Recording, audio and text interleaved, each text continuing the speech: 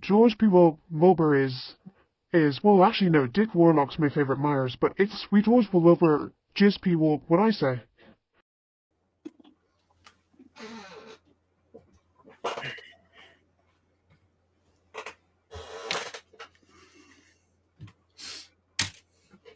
Evening. There's nothing evening about tonight. Oh, is that right? Why not? Because people are dumb on the internet. Yes, they are. Because, Brandon, at least you had the sensibility to come around and stop shitting on Jason Goes Straight to Hell and admitted that, yeah, the movie's actually really fun. But the internet today decided that they were just going to take a shit all over Jason Goes Straight to Hell. They claim it's the worst one. Oh, dude, my shake. I forgot to grab my shake. So you better have it this year. It is the third Leprechaun versus Uncle Ogrimacy Samrock Shakedown episode. The trilogy is complete. Will there be a fourth? We don't know. Hopefully. Yeah, it's gonna be Leprechaun versus Uncle Ogrimacy in space. Exactly. It's got to be the 4 with the space logo. It's going to be awesome. Oh, we should have had a Vegas theme tonight. All right, ready? Somebody get the picture. Okay, here we go.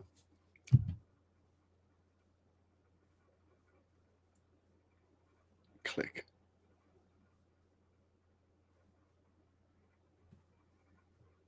All right, Brandon. What do we cheer? Brandon, why don't you give us a cheers tonight? Hold on, bro. Let me make you big. Let me get to some super chats. Why don't you cheers us tonight, Brandon? Cheers to Brandon. Cheers us and let everybody know the very special episode we're going to be doing at the end of this month. Oh, bonus episode we're doing at the end of this month. So cheers us and then let everybody know what we're doing at the end of this month. Okay, so cheers to Leprechaun Back to the Hood. And we will be doing the Horror of the Epstein Files Planet Dirty special exclusive at the end of this month, allegedly. No, Brandon. No, we're doing it. My thing is this: tell the audience why we're actually going to do this, because this isn't a politic thing anymore. This is good versus evil. That's right. This is an existential crisis. It should be at the forefront of every conversation around the world. I think it is for the most part. I think we're being distracted by a lot of things that have sort of come to the forefront. But I think when it comes to worldwide trafficking, rape, torture, and cannibalism rings, that should probably be at the forefront of the conversation. So we're going to bring it to the forefront. And we're going to go all the way, right? It's not going to be an episode. I mean, it's not going to be an episode where we giggle and laugh. I mean, we're going to tackle it, and we're going to talk about how corrupt this shit really is. Yeah, we're going to read some heinous emails, too. It's going to be really, really bad. Now, guys, I tasked Brandon with doing his homework on the Epstein file, so he should be getting a binder ready of everything. Mm-hmm. But we'll see. That's not going to be a light show, guys, but we're going to do it one time because we need to. We can't stay silent about this. If we stay silent, we're going to move on. We can't move on. Now, let's have some fun. Tonight's a fun night. Justice for Jason Goes Straight to Hell. I totally agree. We got shafted tonight. Thank you so much, Beyond the Grave Media, with a $6.66 super chat. Scotch Irish represent, burning that you need a leprechaun lemon melt. Hit the damn like. Thank you, guys. And by the way, listen, everybody, we have Jason Friday the 13th Part 7 candles on unitacandles.com. We got Jason Goes Straight to Hell, or Cranberries Go Straight to Hell wax melts that smell amazing. And we have a cactus scented Jason Lives candle. It's that scene where instead of Jason in Part 6 holds the guy's hand after he cuts it off, he's holding a cactus. So thank you, Beyond the Grave Media. You're a great supporter. You need a candles. Thank you so much. And then we got Mike, can't stay, but had to drop a like and pay my Planet Dirty tax. Thank you so much, man. I appreciate that, Mike. I love his profile picture. I always feel like we're getting judged. Mm-hmm. Ghostface Studios, what's up, man? Keep physical media alive. Christian rocks, even though he rarely checks Messenger. JK, I'm horrible about that. I get a lot of DMs on the Facebook page. It's very, very hard for me to keep up with it. So, but man, I got you. Thank you so much, Jack. You're an awesome guy. I appreciate it. Y'all check his channel out. Thank you so much. Let me give y'all a collective clip for that. Let me give y'all a classic. Let me see. Let me find this. This is for everybody so far.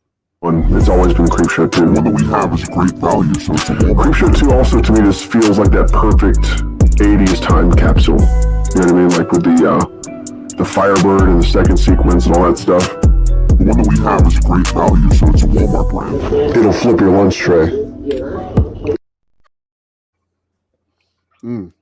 I agree.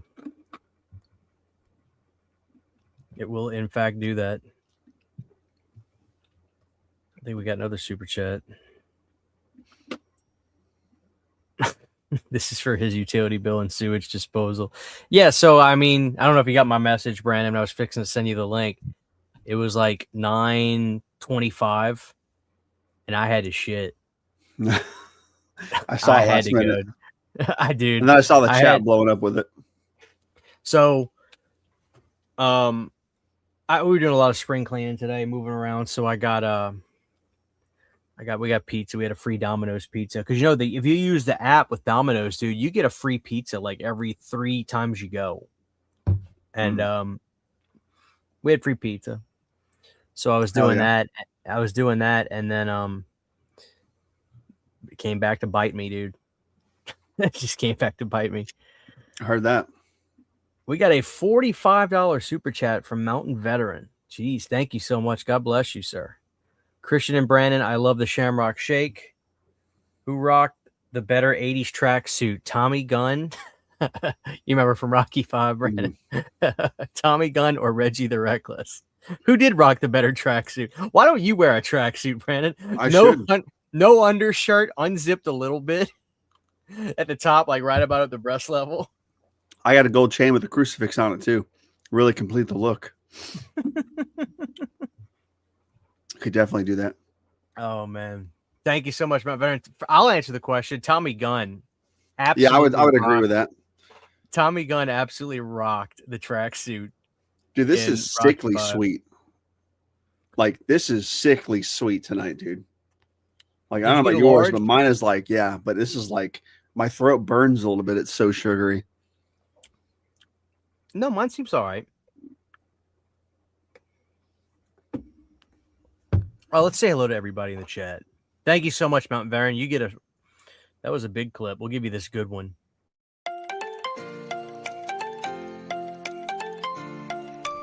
We have to find that guy and get him on the stream.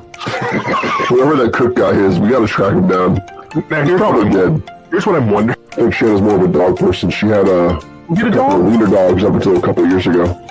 What happened? She got rid of them? Oh, that's sad. They turned to this, so... Dude, we've got that was just handed to me, so... Yeah. Show him the dog! This is the dog. This is the dog.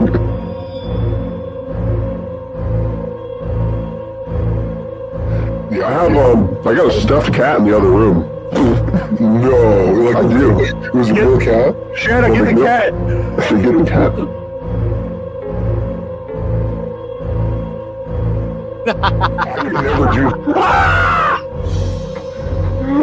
Oh my god! Oh my god!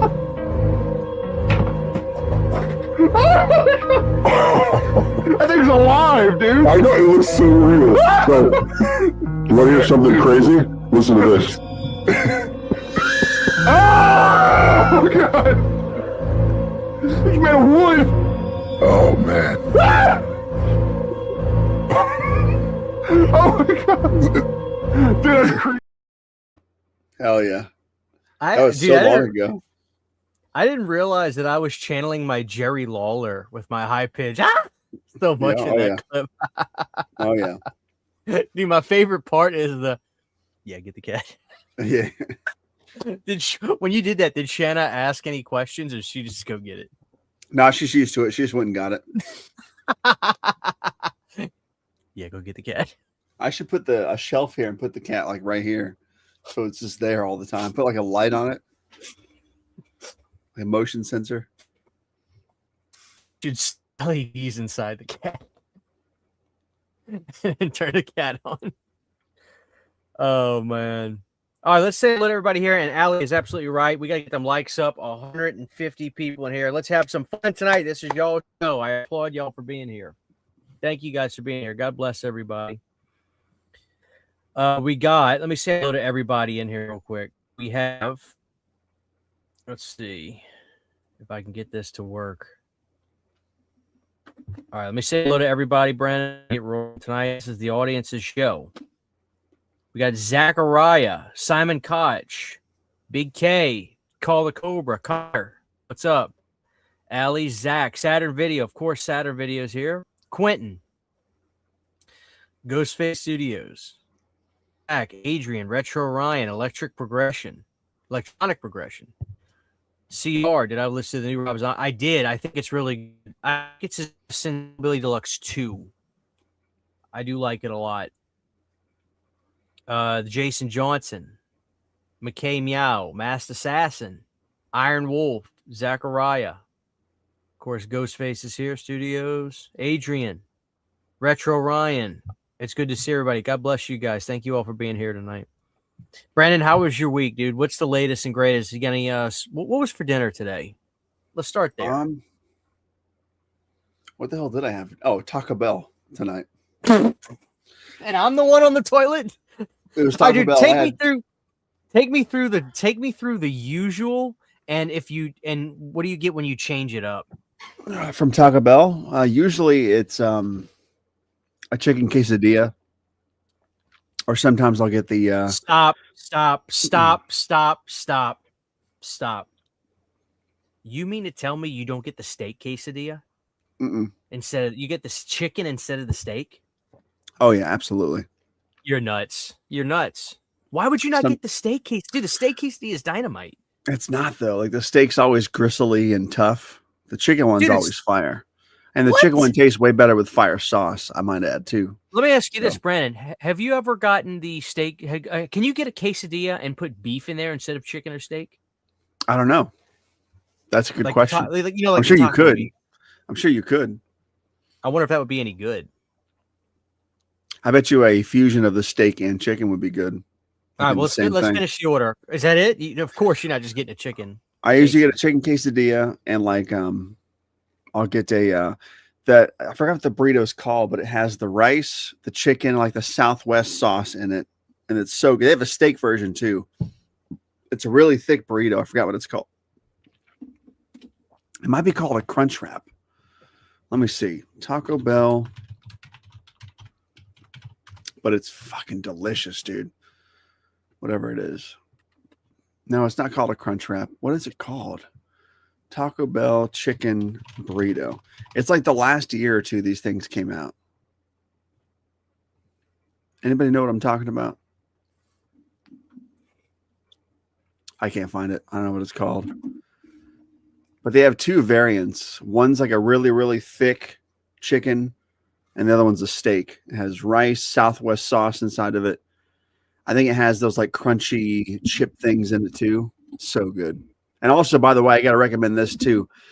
They have like a grilled cheese steak burrito. Fantastic. Try it. It is so good. Grilled cheese steak burrito from Taco Bell? I think there's a variant without steak and one with steak. You can get it either way. And the grilled cheese one is so damn good. Dude, it's so good. You want to know how diabolical my order is? Steak quesadilla.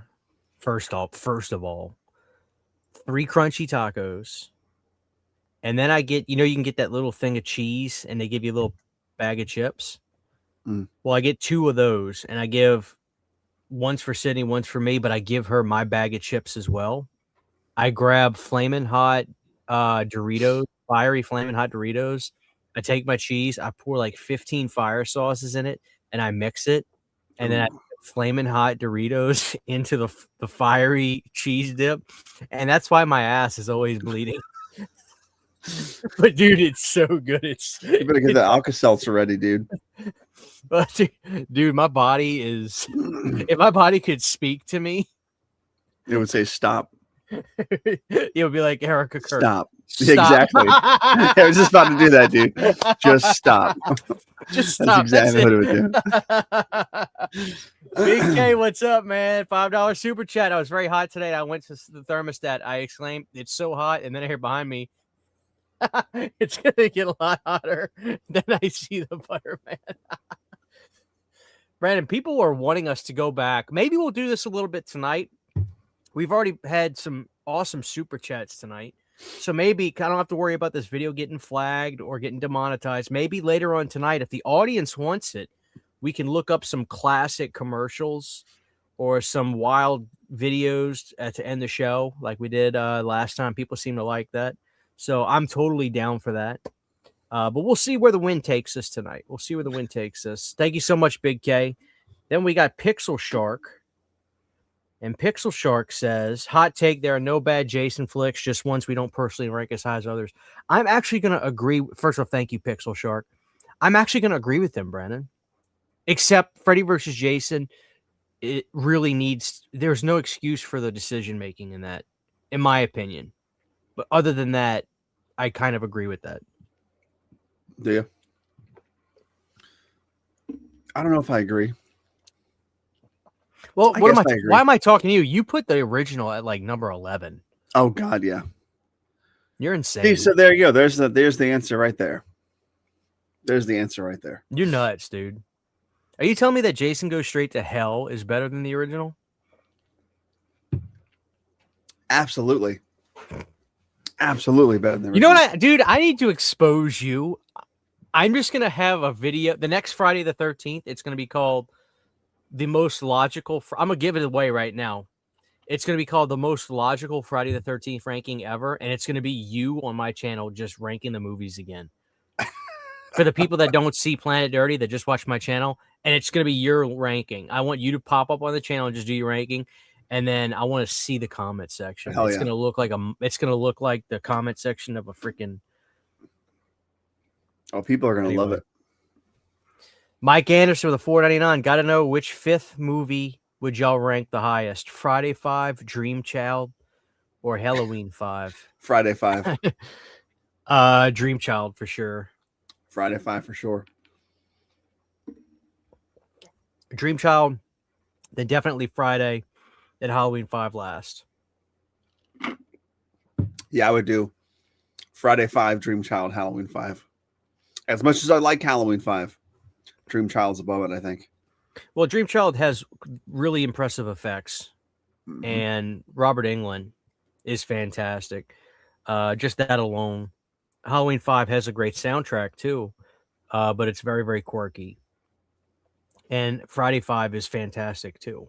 It is. I just think Dream Child, for being a rushed movie, Dream Child has some exquisite imagery in it. Oh, yeah. So thank you so much, Mike. And then we got Mountain Veteran.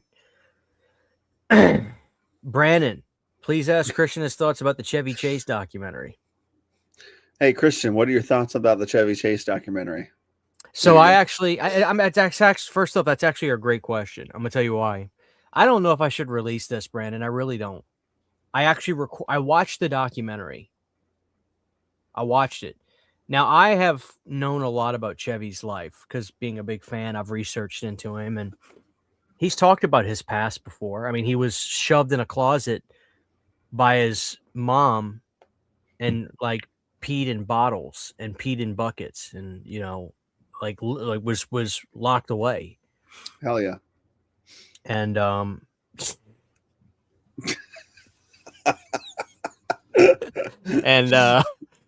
and that's a clip right there. And anyway, so he's longed for attention in ways that good attention, I guess, is what I'm saying. Anyway, I don't yes, he is an asshole, but I love Chevy. And the doc made me record a video where I just said that, like, I was just talking about his movies and how I think he's better than Bill Murray. I really do. And if I'm going to be honest, Brandon, Chevy Chase is accused of being an asshole. Okay? Last time I checked, in all 50 states, that's perfectly legal. Do you know how many hush hush cases Bill Murray has had? I hate to burst everybody's bubble. No, I'm not even remotely kidding, Brandon. Oh, I know. So, but nobody talks about that. It's just Chevy Chase is an asshole. I'd rather somebody that obeys the law and doesn't, you know what I'm saying? It's just like, but nobody, that annoys me. Yeah. Great question, Mountain Veteran. Thank you guys so much for the super chats tonight. Let's do a classic. I feel like people sleep. Yeah, they do. Right now, Brandon, they all sleep. All right, guys. What's everybody in the chat saying? Where do y'all want to take tonight? Let me scroll to the bottom of the comments. That way I don't get lost in the sauce.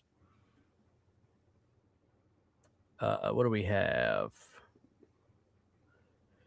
I got to say, I'd take a racist over a blank if I had to pick. I mean, I guess so, right? Yeah, Lucy Lou, look into that, guys. Talk some Lep to Elm Street. Cable Chat 11, what's up, dude? Let's take tonight to NC-17 level nudity at least. Speaking of Leprechaun, I got a question for you. No, really quick. Let me do this. Brandon asked Christian if that hat is legal. What's wrong with my Is that hat legal? It's legal. It's a Gatorade. Why am I asking stuff in the third person? Because that's or second. Is that second person? Because that's my buddy. He's being funny. He's just, thank you, my Mountain Veteran. I appreciate it, dude. God bless you, brother.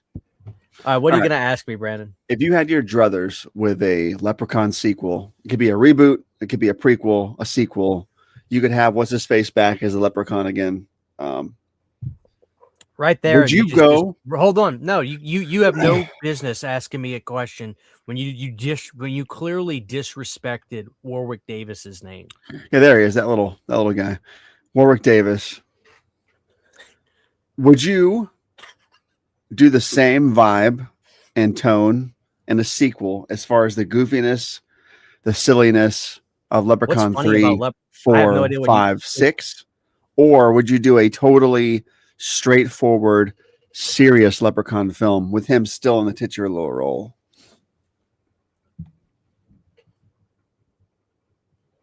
I would love to see a straightforward, I'll put it to you like this. Serious Leprechaun film. I'll put it to you like this. Ask me what the best Leprechaun is.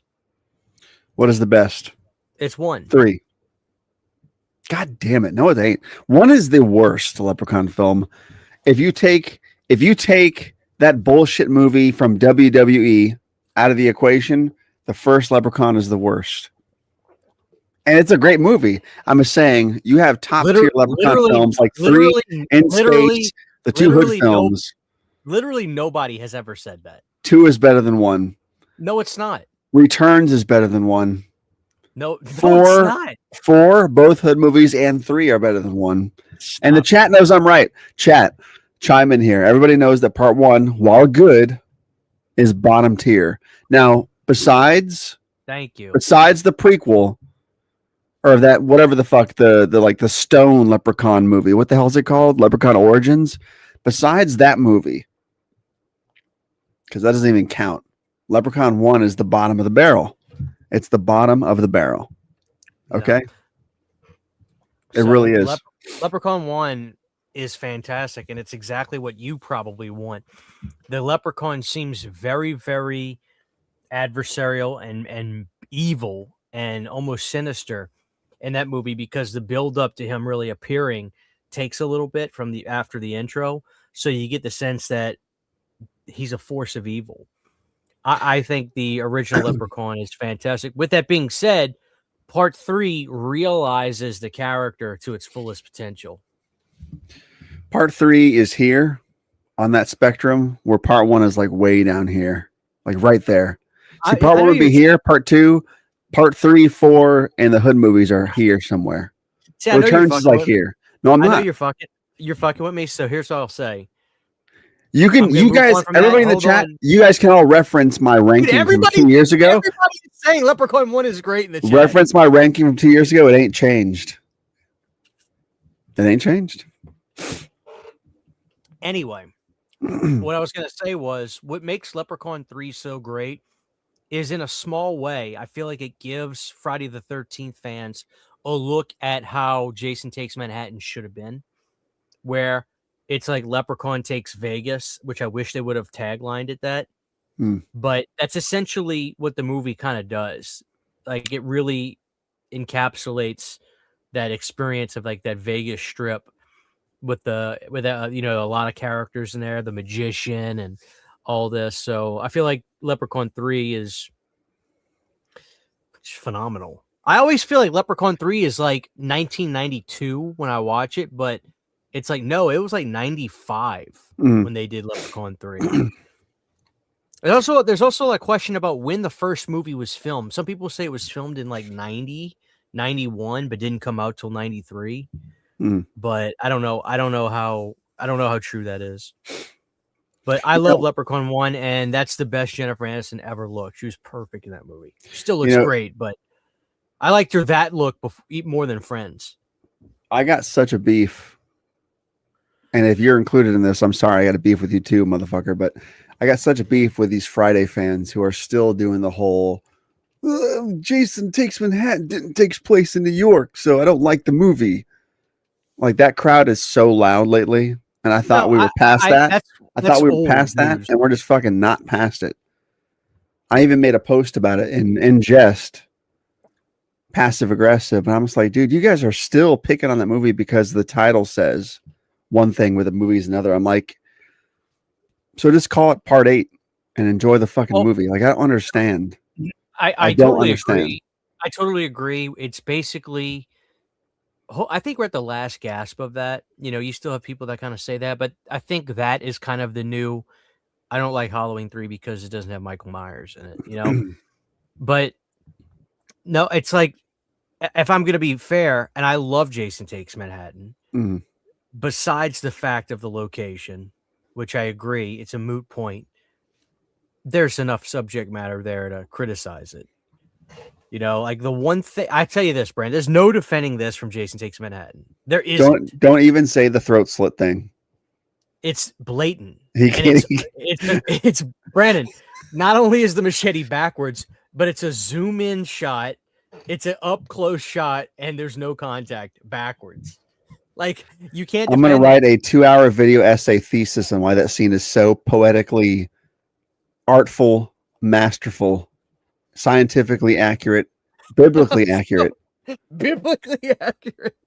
professional. What kind of magic? It's like the scene is a gentleman. You know what I mean? So that's all I can really say about it. I got you, Brandon. Part 3 is the real GOAT. Jennifer Aniston doesn't even acknowledge she's in it. That says a lot. I mean, but listen, what do you want her to say about it? I mean, like, you know what I'm saying? Like, what do you really want? Jennifer Aniston's one of the biggest celebrities in the world. What do you want her? What is she's done? She did the biggest sitcom of all time. One of them, probably top 3. I get it. I really think, and I'm sorry I keep interrupting. I'm fired up from this fucking 400 grams of sugar in this cocaine shake. I think now is the time to do a big budget remake of Leprechaun and put it back in theaters, and still have Warwick Davis back in the role if he would do it. I think now's the time, and I think you should definitely make it a tongue-in-cheek 420 movie. Release it on 420 for all the stoners. Do a big marketing push. Don't make it 420 centric in the film. Like, don't make it Evil Bong. Release it on St. Patrick's Day. But no, 420 is close enough. St. Patrick's Day is too on the nose, man. Big picture.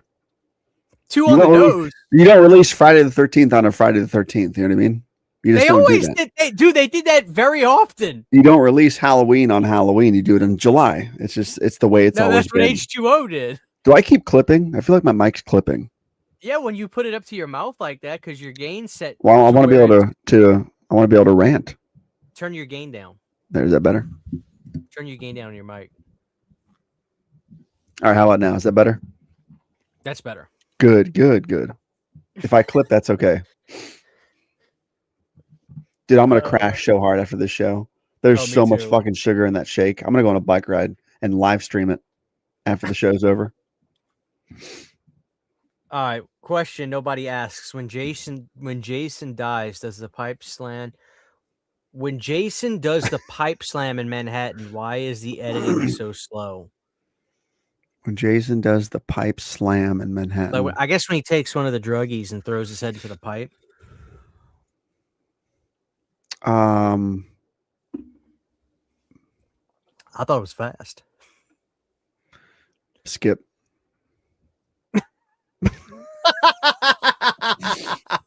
Skip. Oh man. All right, let's see. I feel like watching Leprechaun in the Hood. What a great fucking movie. It really is good. I like Back to the Hood. Back to the Hood is so good too. Which one has Ice-T The first one.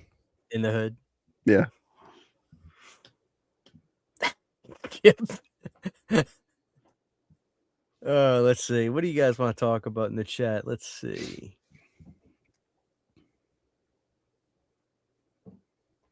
Any word on Pinocchio 4K or no? Pinocchio's Revenge? Yeah, I haven't been in the physical media conversation for over a year now. I've been actively, I don't know if I talked to you about this, but I've been actively, I've had a big problem with FOMO when it comes to physical media the last couple of years. So I was buying too much crap. Yeah. So the last year or so, especially since we were gifted the third child on the way, I'm like, I've got to stop. So Yeah. I've been actively stopping buying. Are you selling media. all of it, or are you just No, I'm not selling it. I'm keeping what I have. I'm buying what I want, like Day of the Dead. Whenever Day of the Dead comes out, I'm going to get that. But like all the shit that's come out that I've wanted, I'll wait like a week or two. And then you get over it. I'll get over it. Remember how fucking burned my ass was about Trick or Treat? That was like the last time I was like, okay, I don't want to be in this fucking rat race. Like if you're going to make 500 copies and then be like, oh, we're done making that, but we're going to sell 50 of these copies to these fucking scalpers for eBay. Fuck you. Like I'm just done with this shit. That's It's the way so these stupid. the way these companies do it is they limit the chunky versions, and then down the road they manufacture what's known as the standard version, and that's just how they do it. They don't have the resources to print that much at a time. They can kiss my hairy ass. You know what I mean? Skip. If these bootleggers can print 500 fucking CDRs, these companies can replicate 2,000 of these fucking things. You know what I mean? Like it's just, I don't like the fucking, oh, we're sold out in a day, but they'll be back in 3 months. Like, give me a fucking break, dude. I can't. It's such bullshit to me. I just can't. I can't do it anymore. I cannot do it, and it's too expensive. It's too fucking expensive. I'm sick of paying $30 for a fucking Blu-ray. I'm over it. Let alone $100 for a box set that's just fucking gonna sit on the shelf and rot. Yeah, the postcards are cool and the posters are cool, but what the fuck am I really gonna do with all that crap? Like, what am I gonna do with this shit? Via Vision gets on my ass because every time I do a review, they always say, really don't like them, but I have to send them my videos when I get reviews. They always say, you really don't like them postcards, do you? I'm just like, I'm sorry. Like, just get rid of the postcards and drop the price. Yeah, I don't get I don't get it. Like, it's like, what the fuck are we really collecting for? No one's gonna want this stuff in 20 years. When we're dead, nobody's gonna want these fucking postcards. They're not going to be worth anything on their own. The postcards, yeah. But let me tell you something. You see that wall of laser discs, dude? You know how much I can get for like my Friday the 13th Part 8 laser disc? Yeah, but that's way different though. Like that's cool shit. But like these, I don't know. I just got such a problem with these the new physical media thing has become such a fucking what's the word? I feel like they're just crack dealers in the alley now. That's what these physical media companies are. Well, where I get lost in the conversation for myself is, Brandon, I still enjoy the movie. Like I always say in my review, the videos I do, 70% about the movie, 30% about what comes with it and how it looks. That's my problem today, is I feel like it's all about just how good is this look on the shelf? And that is a thing. Some people just, I'm not hating. Like, I've got my problems, trust me. I'm somewhat of a son of a bitch, but like, there's people that literally just open their mail on video Mhm. and they don't even watch the movies, and I'm just like, man, that's that movie is inspirational, or this movie will make you feel a type of way. Watch it. And that's something we see on all the time too. And that's where my, not criticism, where I feel a little disillusioned with physical media, because still, like I said, I got to talk about the movies more than anything for me. Yeah. And that's where I feel I get lost in the whole in the sauce. I feel like a loner in that sense, like with physical media. Like, I know other people obviously do review the movies, but man, I spend well over half my videos anytime I'm reviewing something, and I don't even title them really as physical media reviews anymore, just because I want people to know the movie itself is what I care about more than anything. Anyway, that's my ramble for now. That's why I don't put like Blu-ray review. I'll be like, I talk about the movie, then I'll show the release at the end. And that's really a footnote at this point. If anybody that watches my videos now can attest, it's like 90% about the movie. And I'm just like, this is the release. It's got this on it. Looks good. Watch the thing. So anyway, Brandon, that's where I'm coming from. I get mad about that. I am a hypocrite a little bit, because I will buy every international version of Zombie 2 I can find. So I get it to a certain extent. Like, I'll still do that. So I am being a hypocrite to a certain extent. I'm being a hypocrite, but like, listen, I'm going to say something. I'm not trying to knock anybody in the chat. Christian, maybe you included. I'm not sure. I have not been keeping up with everybody's thoughts on certain releases coming out. But when I see these international releases of Friday the 13th, and I'm like, dude, there's nothing new about that release besides it's a new physical media cover around it. But everybody's frothing at the mouth about it. I'm like, it would be different if it was new features, a new scan, but it's not. I agree, but hold on, it's worse than that. You're referencing that Steelbox collection, right? That I think did so. I guess I saw trickles of it. I was like, dude, I'm rolling my eyes. Hold on. It's worse than that, because somebody said in my comments, I was just looking at the comments, and somebody I was checking the comments. It said, Christian, zoom in on the remake. And I'm like, okay. So I looked at the images again, and I wasn't wearing my glasses. I'm very blind. Like, I can see right here, but anyway, I need my glasses all the time. My vision's getting so bad.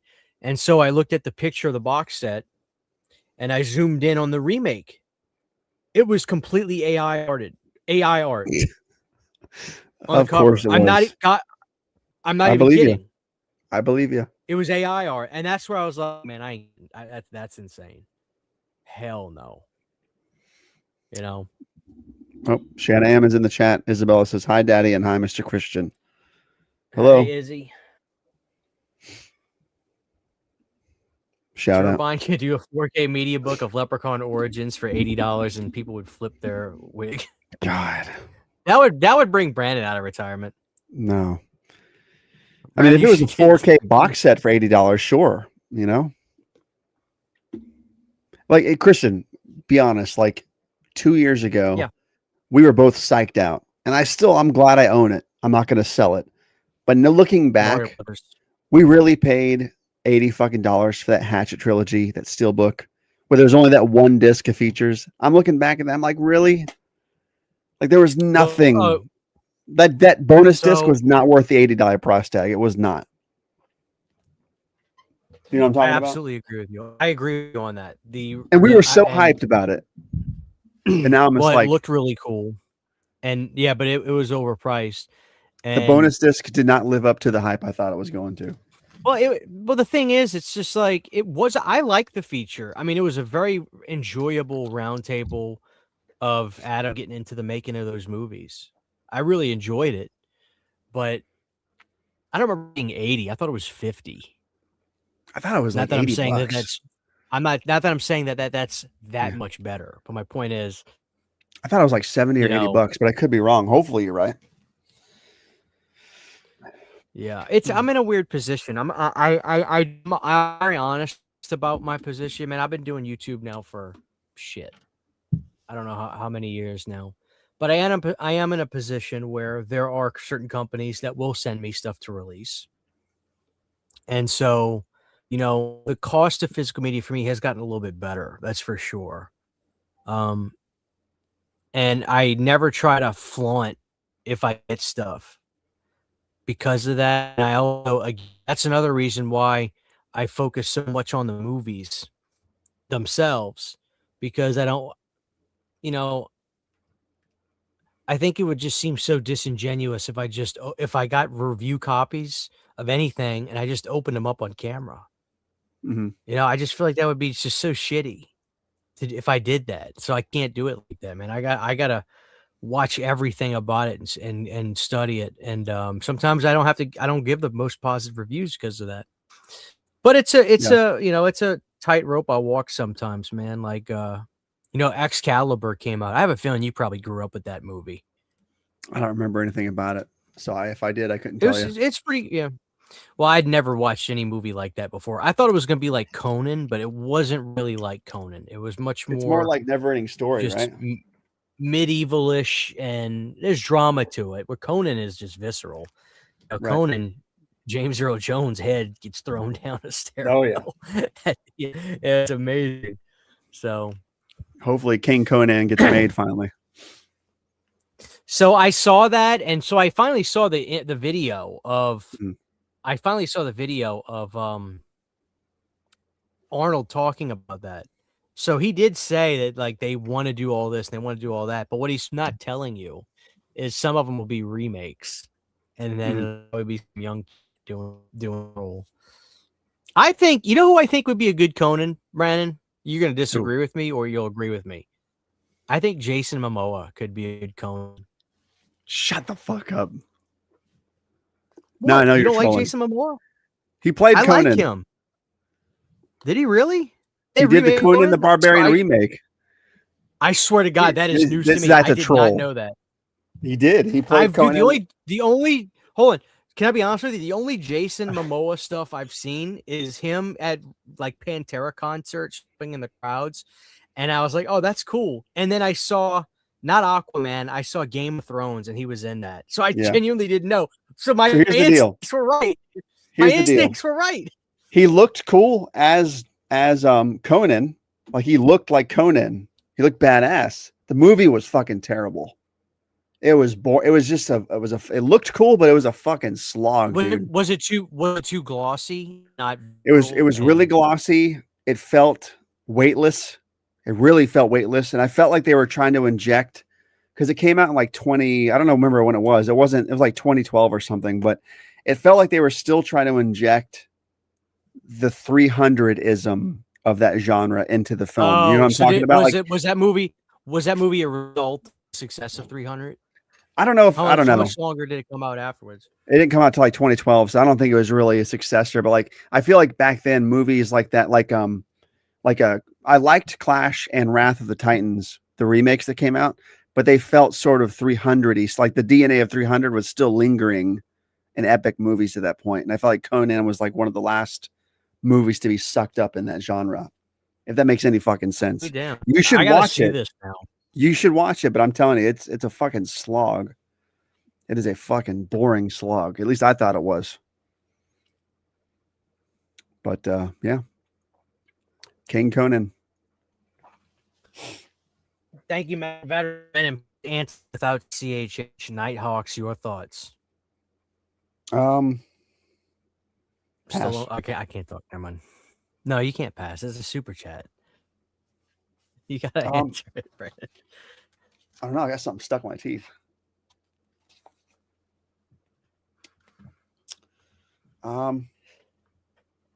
Real quick before I answer that, Isabella wants me to tell the chat that she is at the ER right now with her mom, so she wants to let that be known. Oh, is everything okay?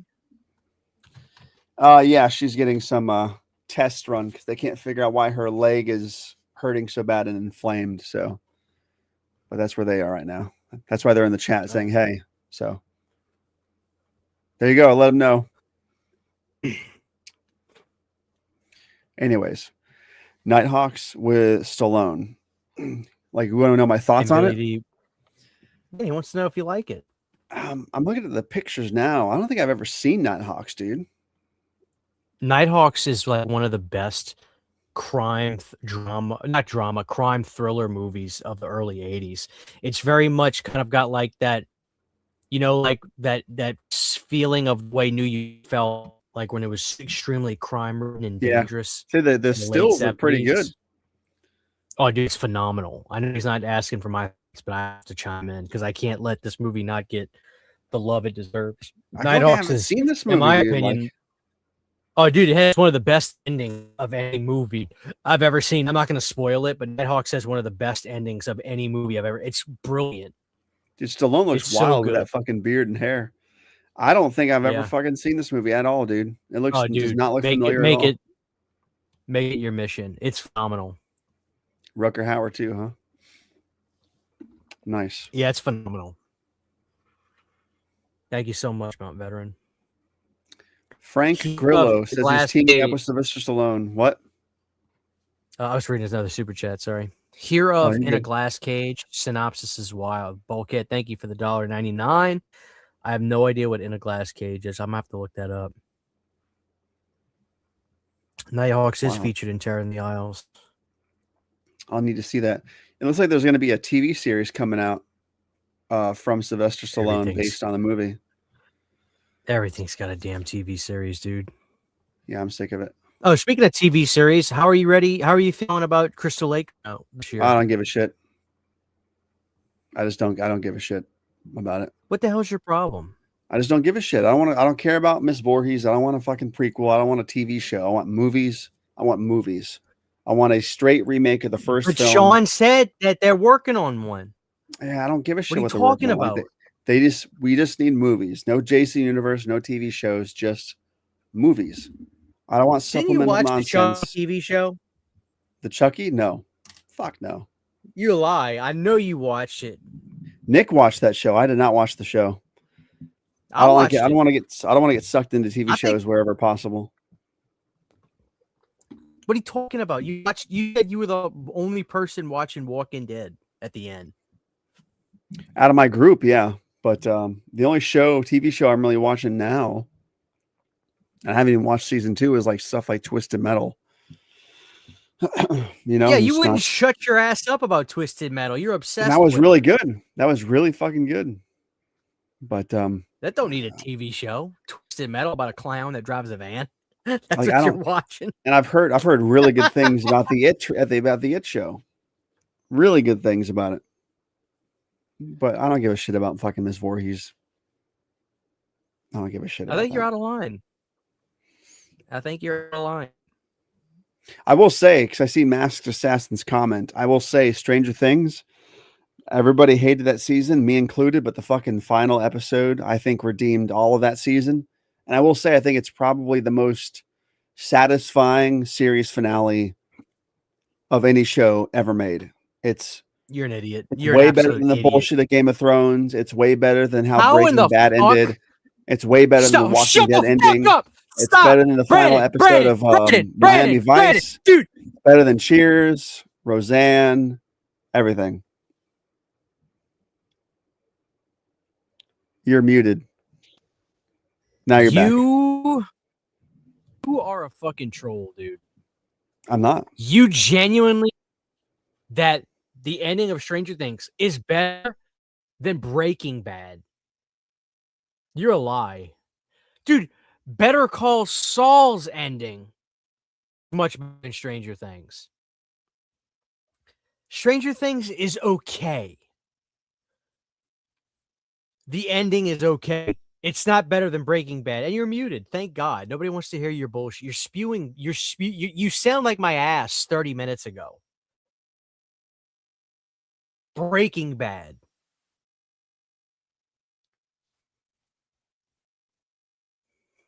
Did you I think you lost your audio. Yeah. Say something Better? again. That's Mic better. check. Okay, yeah. The ending of Stranger Things is fucking primo, dude. Like that last episode was fucking murderously good. Fantastic. Could have been longer. The fight scene could have been bigger. I get it, but the fucking episode was fucking tastic. And by the way, It's good. dead. She's dead. Like she's not in the fucking waterfalls. That chick is dead in that fucking show at the Listen, end. I see Akeem in the chat, and Akeem on the show. I love Akeem. He's one of my boys, and I like the ending of Stranger Things. I don't even know if Akeem would say that the ending of Stranger Things is better than Breaking Bad. That's fine. He's allowed to be wrong too. Breaking Bad is one of the absolute greatest TV shows of all time. Yes. Easily top 5. Easily top 5. But we're talking about With series the- finales, not the show. Yeah, of course. Series finales. It's not even close. Like you really are losing it. What did they put in your shake? You know, the problem with Breaking Bad, and here's the problem with it. The last season was okay. The problem with it is it should have ended. The last episode should have been Gustavo Fring getting his fucking face blown off. And when he says to Skylar, I won, that should have been the final line and scene of the entire show. There never should have been a 5th season with the neo-Nazi group and the Todd and the train robbery. All that shit felt like an epilogue. It felt like second fiddle. It felt like unimportant nonsense compared to the Gustavo Fring arc. This is he worked on the show. He worked on Stranger Things. So he's wrong too. My point is, it's like Dragon Ball Z. Everything after the Frieza arc, See, it just felt unimportant. You're so wrong about this because you clearly are one of those people. You're not looking at the big picture. The whole point of Breaking Bad was that. Have you watched Better Call Saul? I need to know if you've watched Better Call Saul. Yes. You watched the whole thing? Pretty much. The Better Call Saul really explains what Breaking Bad was all about. In the beginning, Jimmy McGill, his whole thing was not wanting to be Jimmy McGill anymore. And his troubled past, competing with his brother, becoming Saul Goodman. And then the whole resolution is realizing he couldn't outrun problems. He went back and finally took his responsibility for everything he did. He stopped running and finally accepted his crimes and everything he did, and he faced it like a man. When he ran his whole life, he tried to run from his problems. At the very end, he finally said, "My name is Jimmy McGill." And he admitted everything when he didn't have to. He could have got away with it. He admitted everything. Breaking Bad is the most Shakespeare dark thing because you find out, and this is why season 5 is so important. Walt loved being the villain. It was going to crumble. You can't stay like that and think you're going to get away with it. He crumbled. The whole thing was crumbling. And that's why season 5 is so great. It's the falling of the empire. Truly, it's the falling of the entire empire. It all comes crashing down. Season 5 of Breaking Bad is I hate when people say it should have ended at 4. I hate that. Is insane to me. That is insane to me. It should have ended at 4 because we didn't need to see the empire fall though. You did. You absolutely did. You absolutely did because it shows who Walt really is. Yeah, but it showed him that really is. When he says I won, it showed us that too. And then the rest could have been left to imagination. It's sort of like Jewel of the Nile. Like we didn't need that sequel. Like we didn't need to know the honeymoon ended. You know what I mean? Dude, you're killing me with these. I really do. Some of Christian knows I'm right. Christian knows I'm right on this. No, I don't. Like honestly, I'm kind of like dumbfounded that you think the last season of Breaking Bad is pointless. I really am. Like now I understand. And I'll be honest with you, Brandon. I really don't think you like Stranger Things. To me, I feel like you look at that show and say, it's just a bunch of dumb kids. Like I feel like season 1. If you said that as your review for Stranger Things, I really think I would believe it. If you're like, it's just a bunch of dumb kids. Here's the thing. Season 1, 2, and 3. Season 1 and 2 are okay. Kind of sloggy. A little bit boring. Overrated as all hell. Season 3, pretty good. Season 4, one of the best seasons of television ever made. Season 5, pretty much a train wreck, except for that finale. So I good. disagree. I disagree. The I think finale season was 5 was cinema. good. Season 5. I like season the 5 a finale lot. was cinema. No, I I like didn't. season 5 a lot. I like No. season 5 a lot, but ultimately, it's a good show. Stranger Things is a good show. It spurred many countless imitators. Here's the thing. Some of them It good, stuck some the of them not. landing. Like Summer of '84 was a great imitation of Stranger Things. I love that movie.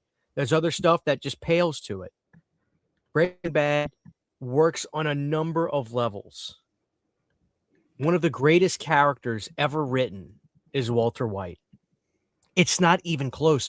Brennan, you're talking about kids listening to 80s songs and wanting to be friends and little love interests. And you're comparing that to a story about what happens when a man's up against the wall, can't afford his cancer, and he has to break the law to pay for it at first. And Yeah, then but you we're see what talking about. happens when you're killing me, dude. But we're talking I've about got the a guy that series fucking finale worked on the episodes. We're talking about the series finale episode. Yes, the weight of Breaking Bad. The series finale episode of Breaking Bad what the is show like is about. it's like here on an epic level, whereas Stranger Things is like up here. You're full of shit tonight. You are full of shit. You're killing me, dude. You're killing me. See, even the chat knows I'm right. Look at them. Look at them go. That's not what I'm saying, View Parallax. I agree with you. I'm talking about the way the show starts. I'm not saying he doesn't do it because I get you. I'm with you on that. You froze. I'm so You're freezing a lot. Hot right. Am I I freezing? can't even hear. You're freezing, and your mic is cutting out. I think you're lying. I'm not. Chad, is he cutting out and freezing for you, or is it just me? He's lying. He's full of shit. It's on you. Let me go to the door. Starting to scream. See, he's frozen again. Is he frozen?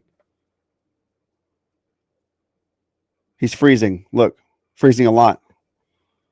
Been choppy. Yeah, your internet's going wild or something. Let me restart the page. Hold it down, Brandon. I'm holding it down.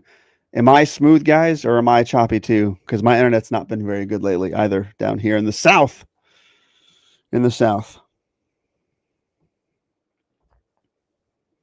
It's a little laggy. Damn it.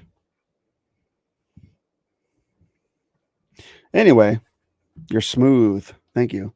Smooth like parallax scrolling. It's one of the things that always really kept me from loving a lot of the original NES games, because I was sort of spoiled. Like SNES was the first system I owned, so I played more games than that first. Not that I didn't grow up with NES too, but the SNES was sort of in the forefront of my life. So I was so used to the epic parallax scrolling in games like Castlevania 4, Super Mario World, basically where the background's moving slower than the foreground, so it gives depth to the image. That's basically what parallax scrolling is. And a lot of most NES games, especially like Mario and Castlevania and Ninja Turtles, they didn't have parallax scrolling. So the background, no matter how deep the image was supposed to be, it scrolled at the same speed as the foreground. So you never got the illusion of depth. That's why I think the SNES was so... you're really pixelated. Am I freezing? Not really. Okay. But my computer might have been overheating because I had a bag of Boston baked beans under it. Oh, there you go. Saturn Video, I disagree. Super Castlevania 4 is a work of perfection.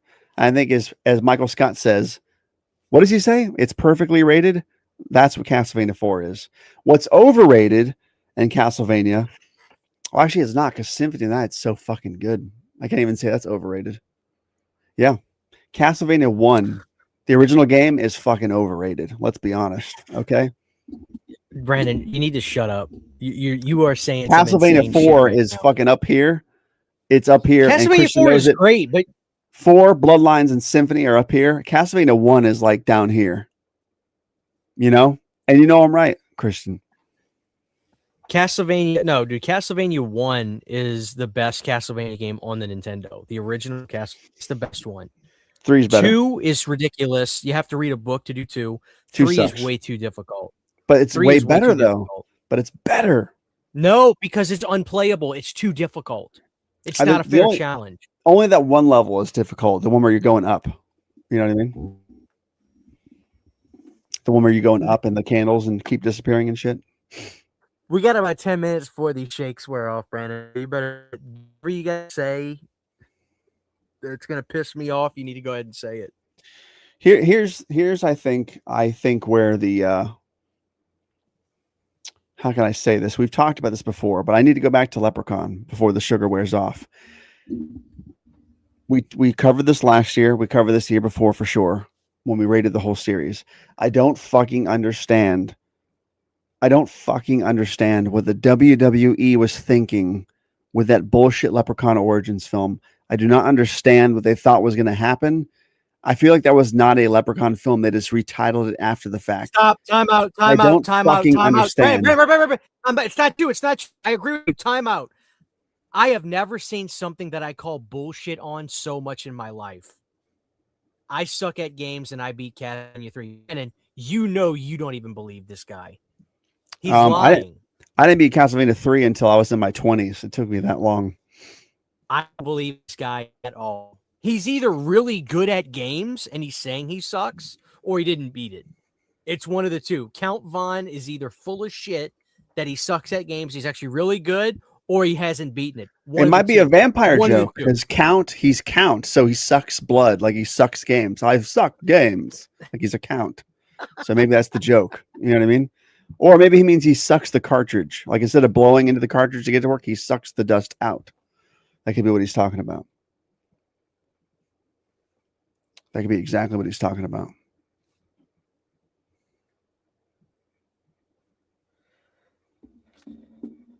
I'm not attacking my audience. Brandon's got me fired up tonight.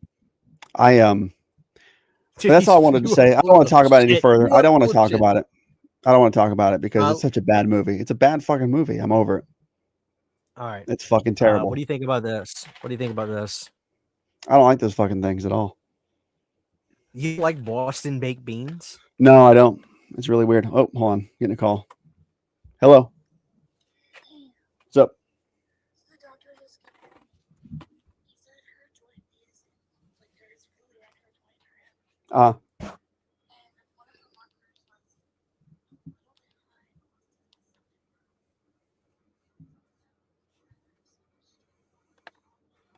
Anyway, guys,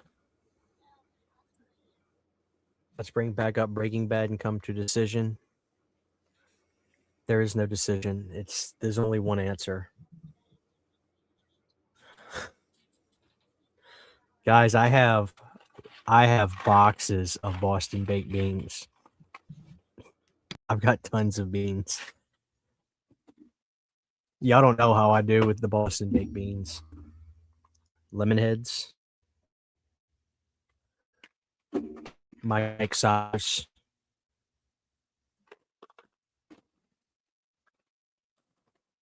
Fruity Pebble candy coated chew bites, which are absolutely putrid. Mike and Ike Jolly Joes.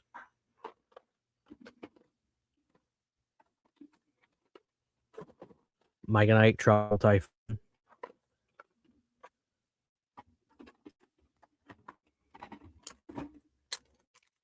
And Chuckles. What do y'all know about the Chuckles? All right, guys, let's continue the show.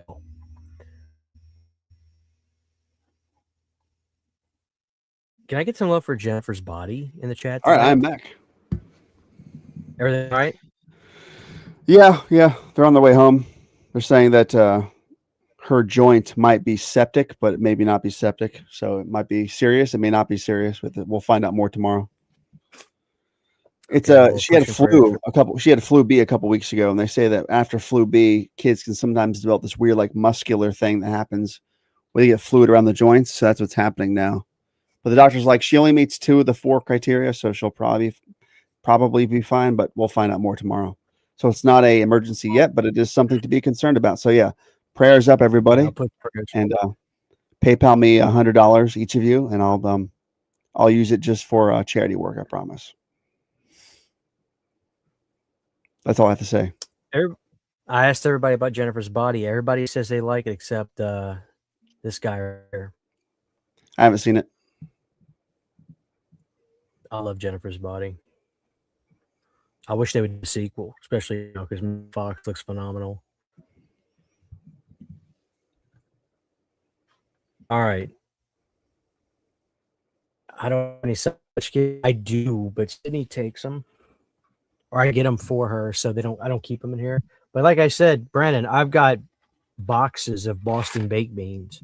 Why? I like them a lot. Brandon, you didn't ask me my thoughts on the. You didn't ask me my thoughts on the. Oh, come here, Owen. Here's that dog you want to eat. Oh, I don't want to eat them. I'm going to eat them. That's going to happen. That's a fact. I'm just waiting, biding my time. Come here, Owen.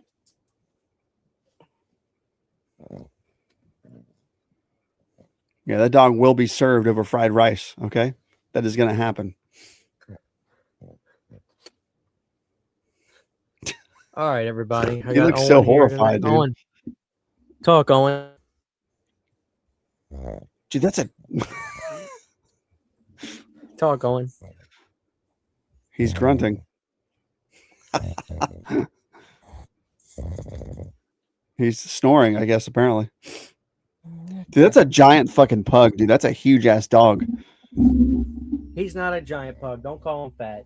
I feel like pugs are usually not that big, right? Like his head's as big as your head, it looks like. Why are you talking about my son? That's not even negative. I'm saying that's a giant fucking pug. Not fat, but like just big. Like that's a scaled up pug, dude. Sydney, Brandon said Owen's big. Yeah, like scaled up. Sydney, tell Brandon his head's big. I'm gonna eat that dog. Owen is perfect. No, Owen's gonna eat you, dude. I'm not fat shaming Owen. I'm saying he's a scaled up pug. Like pugs are usually tiny, right? That's a giant fucking dog. No, honestly, no. Owen is a stout young man, but he's like in terms of size, he's actually not that big. There's actually much bigger pugs, like actual mass, like longer backs, taller. Owen's regular size. Owen is having some kind of existential crisis right now. No, he's got his eyes are COPD, wide, so he breathes like that. He's got COPD. He's a smoker. You know why he came here? He's got a bed down there. We got a bed. This is his apartment. This room. Oh, nice. So he comes in here and plus he loves the Mike and Ike's. Oh hell yeah! Here you go, City. Dude, do they still make hot tamales? The Mike and Ike's guys. Oh yeah. If you go to Walmart, get some of those, dude. Yeah, if you go to Walmart and like in front of the cash register section, like before you get to that, they got these things called Making a Movie Night, little kiosks, and they're filled with these rectangular boxes. Ours has one that's full of hot tamales. You know. Are you a fan of black licorice or no?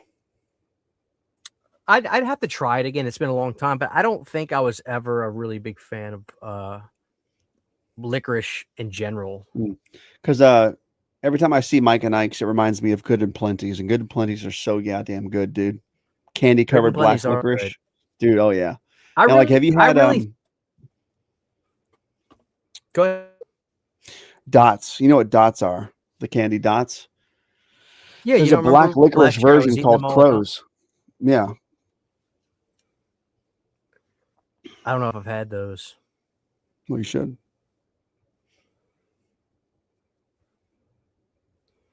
I miss Zowers so much. What was that?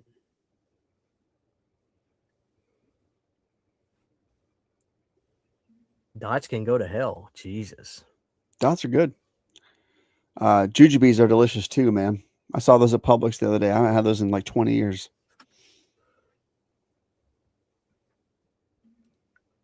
Am I still freezing up for real? You're a little bit pixelated and laggy, but you're not really freezing to me anymore. All right, let me restart my computer. Hold it down, Brandon. I'm gonna restart my computer. All right. All righty.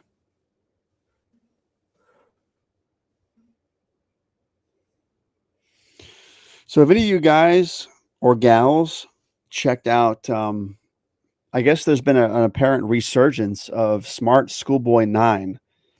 If you guys have heard of that fucking creep. He's like some kind of a creepypasta internet personality. I'm not really sure what he does. I just know he's some weird looking freaky guy with a weird face. But apparently he's like back and making videos again and being really weird online. So yeah, look that up after the show if you haven't already. You know, if you're not paying attention to more important things going on in the world right now. But yeah, apparently Smart Schoolboy 9 is once again at large. So, okay, Brandon. So why is Scream 7 your favorite in the franchise? No, I refuse to see Scream 7. Matter of fact, I am actively, politely, but actively boycotting Scream 7. You guys are really going to fucking not do, and spoilers. And if you haven't seen Scream 7, I'm sorry, but fucking spoilers. It's been 3 weeks now. You're in Planet Dirty. Somebody brought it up. I'm going to talk about spoilers. So leave now. 3, 2, 1. It's the 7th film. People have been asking for Stu Macher's return since Scream 3, but really since Scream 5. Breadcrumbs, hints, clues. The audience wants it, especially the old school fans want Stu back. And you're really not going to fucking bring Stu back again. You didn't bring him back in 5. You didn't do it in 6. You're really not going to fucking do it in 7. You're going to give us AI deep fake bullshit, which is already outdated, not cool. You can just tell Scream 7 is written by fucking Gen X boomers who still think, oh, AI is so hip and cool and scary, but the audience is going to love this, gang. Like, that is the lamest fucking bullshit excuse for not bringing Stu back. Oh, you know, we'll do AI so they can have the cake and eat it too. So the fans who want Stu back will get their taste, and the guys who don't want Stu to come back will get their taste. Like, it's just fucking stupid. You guys need to grow up. The fucking filmmakers behind Scream need to grow up. It's not the same franchise. Stop making the same fucking film every 5 years. The audience wanted Stu back in the flesh. I keep hearing people, oh, he got a TV dropped on his head. It's not realistic. You know what else isn't realistic? Getting stabbed 5 times in the stomach, like that asshole from Scream 5 did. And then the same guy gets stabbed again like 30 times in Scream 6 and survives. And I heard he gets stabbed like 20 times in Scream 7 and fucking survives again. So don't tell me that the TV dropping on his head is not realistic. It's a fucking movie. Movies are not supposed to be realistic because they're movies. So like the excuse of, it's not realistic for him to survive that. It's a fucking movie. You know what I mean, Christian? You're talking about Scream, aren't you? Yeah, I am. Somebody brought it up, so I have to unload a little bit. I got news for you, Brandon. The fucking franchise, it needs to grow up, dude. It needs to. No, it doesn't need to grow up. It needs to just take a chill pill because they blew it with the ending. It was the worst reveal I've ever seen. I know. Oh, I spoiled it all here about 2 minutes ago. I gave them a 5-second leap of faith to get out before I spoiled it. I'm just over it, man. Like, as soon as Scream stuff, I deleted Twitter because of Scream. Like, I'm not even on Twitter anymore. Kevin Williamson, I think, is just a fuck ass boomer with a stupid attitude, and he thinks AI is cool. And I think the fans wanted what they wanted, and we weren't given it to again. And it's just it makes you wonder where the priorities are. Because again, I'm going to go back to Saw 3D, the final chapter. It was the final movie at the time, right? Saw 2.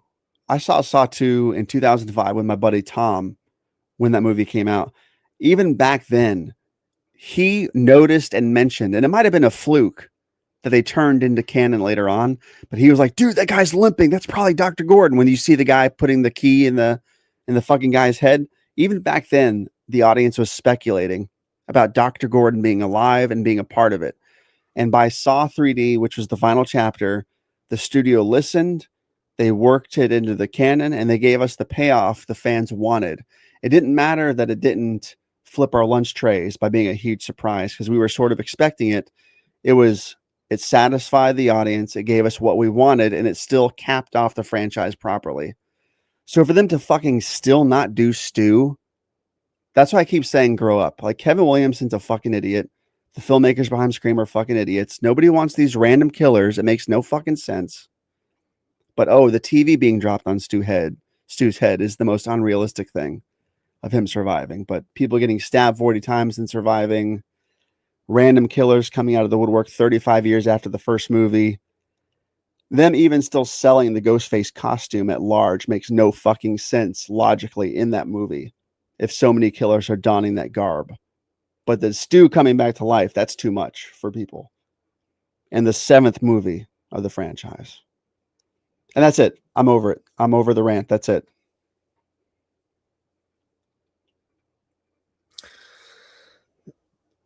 I'm just gonna say, dude, let it go. Get over it, because No. I remember Cody told us about that script for Scream 3. That was your chance right there. Yeah, exactly. Big K movies, exactly right. That's Kevin Williamson right there. No, I don't know who wrote the movie, but dude, I'm just over it. Like, I really am. I mean, I'll let you rant, Brandon. Like, I'm deflated about the whole thing. I mean, we have, yeah, she shouldn't have gotten fired. You're right. Everybody's right. I agree. She should not have gotten fired. She gave an opinion. If you don't like it, tough. Everybody gives their opinion every day. Okay. It caused the internet to shit every single day. So much so. And at a certain point, I said to myself, we're at the brink of so much insane shit in the world right now. Everything's expensive. We're covering up the biggest pedophilia, sex trafficking ring on planet Earth. And cannibalism. And you people really give a fuck about Scream right now over this. Like, you people are dedicating. Every day I'd pull up Twitter, it would be flooded with that on both my FYP and the people I follow. And I was just like, I They don't were care. pissed that she was fired. They were actively boycotting. No. It's not that. It's not. My point is, that's all people would talk about on that all day long. Anytime I pulled it up, and I was just like, I'm done. Like, I hate this app. I really can't stand Twitter. I'm done. So I literally deactivated my account. I got off of it, and I've not looked back since. And then here you are making a Twitter account. I got back on, and I don't think I've gained or lost one follower in 3 weeks on there. Like, just no, it's just I can't get any momentum on it. So I'm kind of just like, okay, I'll just exist here for a while. So I'm over it, man. Like, I don't care. Melissa's doing fine. I'm sure she's making a lot of money, and she'll be back in Scream 8 for sure. Give me a break. She'll be back. Nah, I doubt it. She'll be back. I don't think she'll do it just to prove a point. She doesn't need to, I'm sure. Put me in one of these fucking movies, Brandon. I'll just go to conventions the rest of my life. Put me in one of these movies. Put me in one horror film that gets a cult following. I'm retiring, and I'm gonna be like Oren Pelly. I'm gonna make Paranormal Activity and bounce. There you go. I'm gonna make Paranormal Activity and drop the fucking mic, dude. Let Paramount just let them crank them out, and I'll get paid every time they do one. Which, they're doing another one now, so that's cool. It's never going to end. I'm not going to see 7.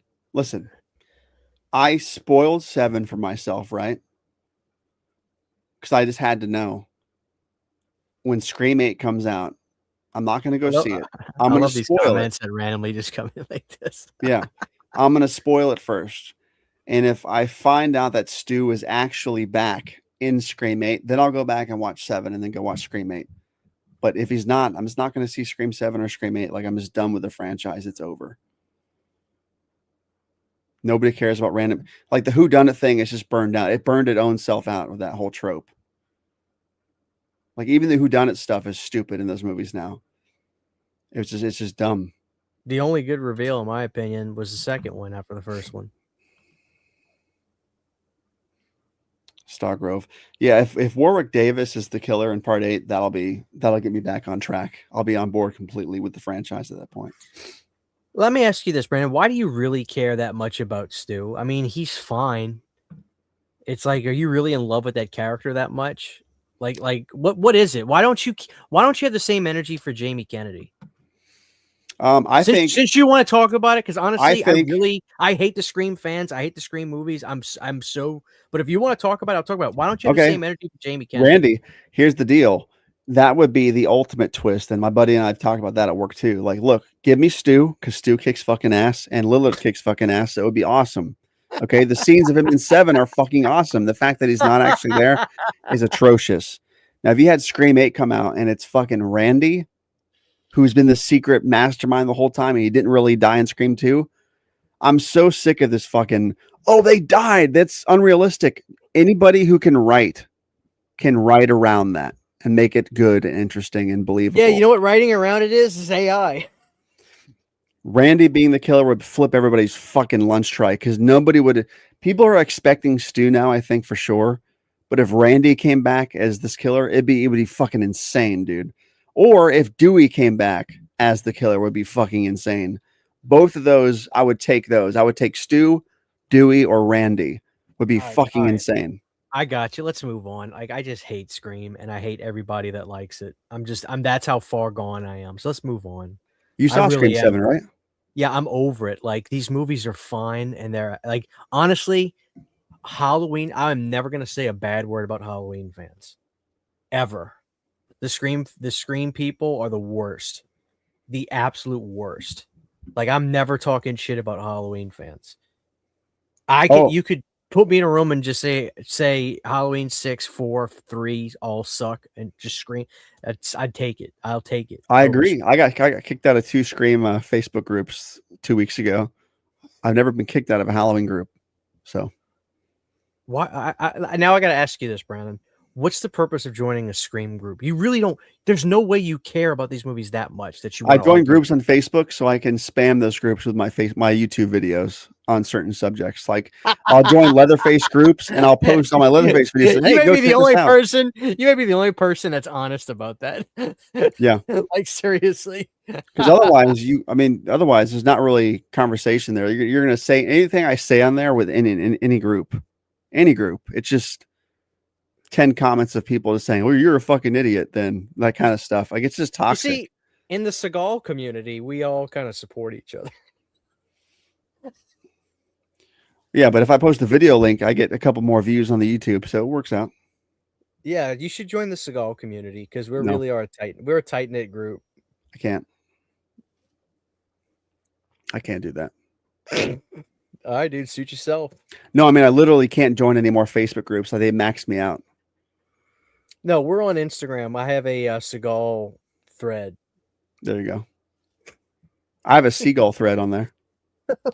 I take pictures of seagulls on the beach. Can I get some love for the Seagal community in the chat? Can I get some love for that? Who wants to join the Seagal community and my community?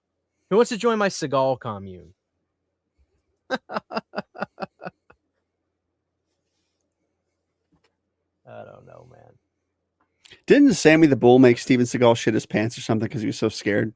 Brandon, hold on. You know, I really do get it, Brandon. There are a lot of people that, you know, parts of their social life are the internet. I get that. I really do.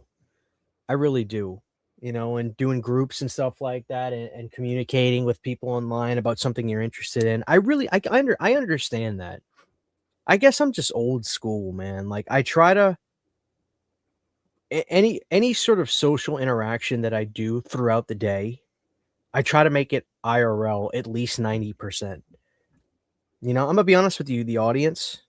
I love the people that I meet and talk to that communicate with me. And of course, my friends like Brandon that I make through without the internet, I wouldn't have Brandon as a friend. Like seriously. But I really try to tailor 90% of my communication throughout the day in IRL talk. I use the internet as a business. You know, I love making videos. I really enjoy that. And I love meeting people that connect to my channel and stuff like that. But you see this stuff that happens, man. I can't imagine spending time throughout the day literally arguing with people about the literally most pointless shit. they were eating children, and we care about Scream 7? They're fucking eating children, Brandon. I think most people don't And they're believe not that. even hiding it. They're not even hiding it in the emails. I think most people don't believe the Epstein files, and everybody I've talked to, every single person I've talked to, and obviously we'll save this for the show, but maybe not every person, but like 90% of the people I've talked to have not read the files. They haven't downloaded anything. They haven't gone to the website. They haven't read anything. So that's the state of things. You know, I just don't understand it. Like, maybe I'm just old school, man. No, but, it's like, the same reason that people don't want to talk about. They go on. It's the same people who go on Facebook and or wherever social media. And if you're not talking about their interests in their own little bubble, they don't want to be a part of it. It's the I don't want to talk politics crowd because they want to live. Well, I think that there are things now that are beyond politics. Like, the protection of women and children should not be a left or a right issue. I mean, it's been made. It's been made. They made it into it. You know, it's been made into one. I'm so fed up, man. Like, even when me and Nick did the last episode, like I didn't even tell him I was going to bring it up, but like even then I had to just go on a fucking 15-minute rant about this. Like, I'm just so over it, dude. I don't see how people aren't like, I understand, you know, not wanting to focus on it 24 hours a day because it will drive you insane. But like, I'm sorry, I'm not going to talk about fucking Scream 7 all day on the internet when we are living in a world where everything we see and hear is bullshit. And now it's just getting so, like, the internet is undefeated in getting the truth out. They were, dude, they were, you saw they were uploading all these fucking photos that were blank, and people figured out how to swap them from PDFs to MP4s to unlock all the videos that were supposed to be. It's like, I don't know, Brandon. I really am fed up. Like, I don't give a fuck about Scream. Melissa, she shouldn't have got fired. I agree, but she is going to be all right. I guarantee you she has a car with an automatic engine button that she's making money, and she deserves it. She's talented. I like Melissa. She's fine. I'm not worried about her. She's going to be A-okay. Can we please move on? Like, I'm over it, man. And I'm not talking about you specifically, Brandon. I get it. I can't pretend to care about it. I can't. Here's what people got to do. Here's the problem. People either want to exclusively talk about the bad stuff that we're talking about now, or they want to exclusively live in their bubble. Whereas people like you and me, I think you and probably a lot of people in the chat, they want to live in the bubble anymore. They want to be both. You want to do both because you can't be too much absorbed because then it just ruins you.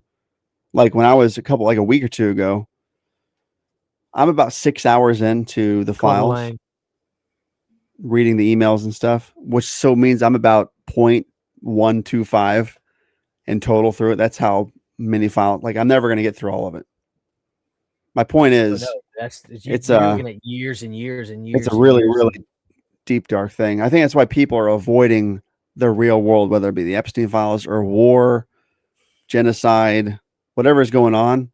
Yeah, people are choosing to stay in the bubble, but I feel like wars. Staying in the bubble now is really, it's really irresponsible now. And I'm not trying to be mean, but I see so many people on my social medias. I come here to escape politics. Let's say politics is the umbrella term for anything that's not even political, but like genocide, torture, what all this stuff. It's been umbrellas. It's put beneath the political umbrella, and they don't want to see that stuff because they want to live in that bubble. And I think it seems irresponsible now to stay there. We'll try to have some fun because we're gonna get into that, dude. The next people are either gonna love or hate that Planet Dirty, dude. Which one? Oh, the Epstein. The next one.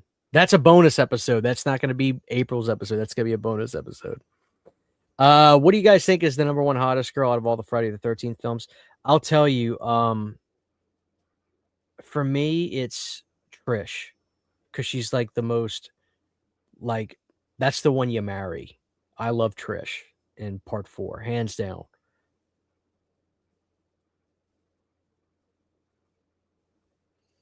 I don't think Brandon's going to answer that. It's fine. What's that? Don't worry about it.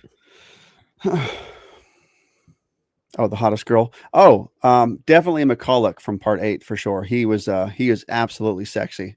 He When is. they dipped him in toxic waste, oh man, turn on for sure.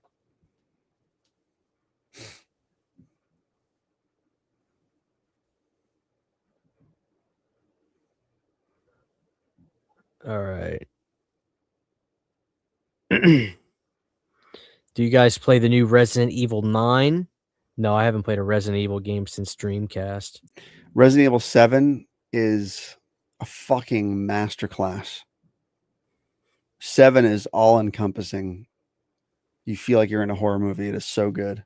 I have 8 on the shelf. I haven't played it yet, but I've heard nothing but good things about 9 from my buddy Josh, who's been playing it. So I'm really stoked to play it. But I need to play 8 first.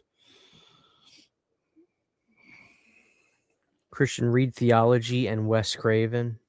Is that a book called? Is it called Theology and Wes Craven, or are you saying read Theology and watch Wes Craven?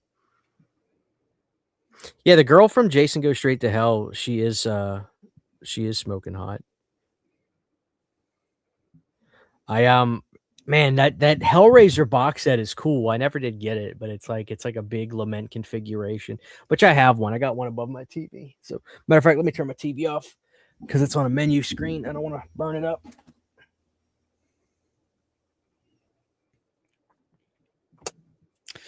I don't know, it's off topic, but it's on topic, Hunter, because you're talking about the Hellraiser game. In some of the Hellraiser comics, and correct me in the chat if I'm wrong on this. I've only read these through Wikipedia and stuff, but I'm aware that in a lot of the Hellraiser comics, which expand on the mythos a lot, I think with Clive Barker's permission too, they talk about how hell, like the labyrinth, went through eras and historical periods where like the rules change, the people who control the labyrinth change, the Leviathan doesn't change, but like the politics change. And it got me thinking, I'm like, with that in mind, if that stuff really is canon, you could, if you wanted to, you could view the 22 film not as a remake, but a new era of hell where that new Pinhead is just the new engineer. So like, you could theoretically do a sequel to that movie where Doug Bradley, if he got back in shape, returned as the old Pinhead, and there was sort of a war or a battle between the old era of hell and the new era of hell. I think you could still, sort of like Evil Dead. Like when 2013 Evil Dead came out, we were all convinced that was a straight remake. It was not till later that we were like, oh, it's actually a sequel. It's not really supposed to be a remake like they presented it. I think you could do the same thing with the 22 Hellraiser movie if you wanted to keep it wrapped in canon. If that makes any fucking sense, what I just said. I like that 22 film. It gets a lot of hate, but I think it was pretty good. It was a good start, I think. My problem with 2022 is the fact that what I loved about the Cenobites is that they look like they're physically in horrible pain with the designs, right? Like there's something about Butterball with like those glasses that go into his skull, and the Chatterer with his mouth, and the girl Cenobite with like their head opened up with the skin pulled down and then chained. In 2022, they look like works of art. They didn't look like they were Cenobites that were in pain. They looked like they were. Yeah, one of them had like these perfect McDonald golden arches on top of the head, and it just didn't look painful. And to me, I didn't like. There's too glossy. And the Chatterer scene kind of just annoyed me more than anything, because it just felt out of place when you went out of your way to make all these new designs, but all of a sudden here's one that we recognize. I didn't think it was bad though. I just stylistically and some of the looks of the characters I wasn't in love with, but I thought the ending was good. And I was like, oh man, because I want to see that guy become a Cenobite. Yeah. Well, I want to see the realized version of the Leviathan. world with Leviathan. I want to see the realized version of that. I think it's time. I think we should have the Hellraiser film where we go there, and we see Leviathan and to its fullest extent. So, yeah, I thought it was okay. I'd give it a 3.5 stars. I think I still like Judgment better though. Judgment's good. I like Judgment. We got to interview the director of that and Gary Tunnicliffe, and I remember. yeah, Gary. I like Judgment too for a moderately small budget Hellraiser film. Yeah, It would have been it felt infinitely grimy. better with Doug Bradley, but Yeah. that's my only Hellraiser 2, complaint. you can't touch the epicness and scale of that movie. That movie feels so grand. Well, it's weird, dude. Like, you know, it's funny. Maybe it might have been like 3 weeks ago. I was just rewatching some movies, and I went and binged the first 3 Hellraiser films. Binged, I watched the first 3. And when I got to part 3, I said to myself, man, 2 is my favorite. It's so good. And I watched 3, and I was impressed by 3 a lot more than I have been in the past. I actually really, really, really liked 3 quite a bit. I think there's so many cool elements with that one, and the fact that we got Armored Saint in there, such a great band. I actually think Pinhead is awesome in it because Doug Bradley really gets to spread his wings with his acting, and he's got to be manipulative in 3. He doesn't really do that. He kind of just shows up in the first 2, and he kind of is like the ringleader. But in 3, he's got to manipulate. He's got to get these girls to come closer. And I loved the backstory of 3. I was really impressed with 3. So I So you like the really straight evil Pinhead after the split better than I'll put it to you actual like that. I'll put Pinhead. it to you like this. I really like the first 3. After that, I could take or leave them. So I think it's an epic, grand film with the character. But to me, after that, you have to really get creative, which ultimately, it was a candle that was burning at both ends when you make Pinhead the main character, right? Because, you're just going to reveal too much, and you're going to push too much through that, as opposed to the world things that it burned right while it burned, doing it the route that they did, but it burned quicker than they probably wanted it to, in my opinion. People really like 4 now. I like 4, but I don't think 4 is better than 3. I like 5 a lot. I like 5 better than 4. I heard somebody in the chat talking about Inferno, but hey, look, she's back. Uh-oh. Say hi, everybody. Hi, everybody. Say hi, Mr. Christian. Hi, Mr. Christian. Hey, got blood work. hi. Yeah. Look at that. I got my blood work taken. Yeah, the chat's been worried about you. Say, I'm okay. I'm okay. Tell Dad to get you a present, since you did that so well. Oh, yeah, she's already got a doll ordered for tomorrow from Target that we have to pick up. So she's already squeezed us. Right, girl? Okay, good High deal. five. Low Good five. deal. And I'm Fist bump. getting a new Barbie tomorrow, since I got my blood work taken. That's right. Hell yeah. Good girl. I don't know what to say. Yeah, she sees herself on the TV now. You see yourself on the TV. Yeah. You want to go straight to bed? Or you want to sit on the couch for a while? Okay, how's your leg? All right, go sit over there and watch yourself on TV. It's funny because there's a delay. What is the delay? Yeah, see, look. Anyways, yeah, I always thought that Pinhead in Hellraiser 3, there's something about him in that movie, the design. I don't know what the hell it is, because I put his design side by side with 1 and 2. There's something about him in part 3 that looks weird, and I don't like it in part 3, the way he looks. There's something weird about it. I think the makeup is I think it's less cakey, or maybe it's cakier than the other 2. I don't know. But like I said, I think you burn the candle at both ends when you exploit the character of Pinhead, as opposed to keeping everything as like a unit. It's almost like Pinhead went solo. It's like David Lee Roth when he left. It's like less about the band, and he went solo. It's more about him. And that works for a movie. And I thought they did a really great job of that with 3. But like I said, they really burned the candle at both ends doing it that way. So Yeah. I like 3 a lot. I really 3 really grew on me. It's kind of like a noir film. It feels like too in some of those scenes, and I fell in love with it. So I always like 3, but I really ended up liking it a lot more. But I still think 2 is the movie. And I always say this. It's funny. People will tell me that they like 1 more than 2. But when I tell them this, they agree with me. I say when you first see the poster for Hellraiser, before you see the movies, you see that poster. You're going up and down the video shelves, and all of a sudden you see the VHS of Hellraiser. I said, what movie in your head was the actual movie closer to? Was it 1 or was it 2? It's 2, isn't it? And most people will say, kinda. Yeah. And I was like, that's why 2's better. Because it matched what you had in your imagination. And there's no budget in your imagination. So people will agree with me on that all the time, but they still say they like 1 more than 2. I really don't understand that.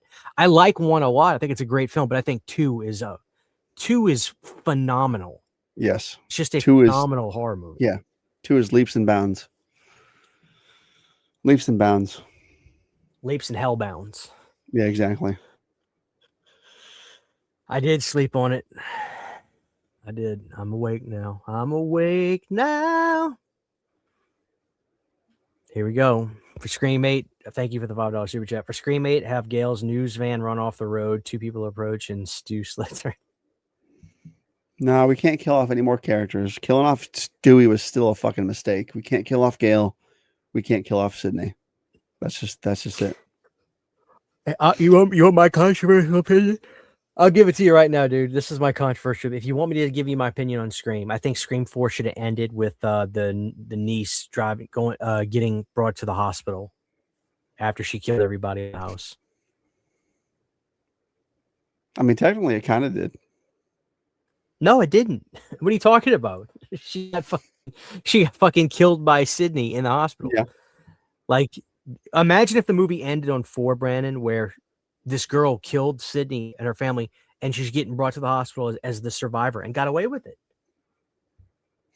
I don't know. She got away with it. Imagine where you could have gone. Imagine where you could. Exactly. But that's the thing. Why does she need to be the protagonist? Why can't you have the movie be from the antagonist point of view? That's different. That's different. Everybody would have said, holy shit, how are they going to do this with the next film?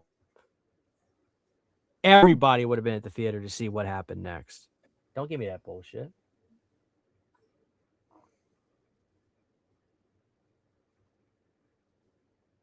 Anyway. I like freaking Shriek, if you know what I did last Friday the 13th. That's a classic. Do you remember that movie with Tiffany Amber Tyson? Are you ready for Scary Movie 6, or you don't give a shit? I don't give a shit. I think the train has left the station, man. Like, when I was a kid, those were great, but like, I don't know. People are acting like I really doubt it's going to be that great. I got my blood work and it's taken off. Oh, good. Good for you. She's back again. No, I hope people like it. I think it'll be funny. I just don't give a shit about seeing it. Oh, don't say that word. Okay. So that's where I'm at with it. Like, I just don't care about it, but I hope people have fun with it and it's good. I hope it makes money because I'm glad the Wayans brothers sort of have control of it again. I just don't care about it. Like, where's White Chicks 2 and 3? You know, you're giving a scary movie. He said he's doing it, but my thing is this. I agree with movie. You can never do comedy like that again. I feel like they are, though. I mean, I feel like they are going to push the envelope with this movie. They already said they will. And if they do, great. Because, you know, those movies sort of did what the Mel Brooks movies were doing, where they equally offended everybody. Every spectrum on the planet. Fine. And I think Scary Movie 3, 4, 5, as terrible as they were, they really got away from they just became such popcorn letdowns. That I think they're in a position to bring it back full force, as long as they target everybody to where it's funny, like a Mel Brooks film. But yeah,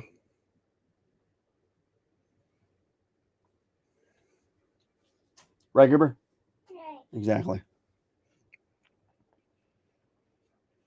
Isabella's going to see Scream 7 in theaters. No, I'm not. Yeah. You know, I do want to go see in theaters. Legitimately, I want to see. I might go see it tomorrow if I get the time. Undertone. That My looks buddy really just texted good. me about that movie. He said he saw it. Said it was awesome. He just said, my buddy Grant, maybe he's It looks. watching. It's an original. It's an original idea. Original horror. That looks really good. The trailer for that, I saw a few seconds because it played on YouTube, and I just had to.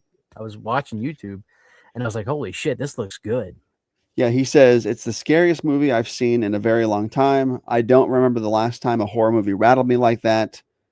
And then I said, nice. And he said, see it in theaters. The audio is amazing. This is actually the first time I'm hearing about Undertone. Is he said it to me and then you said it. That's not the movie.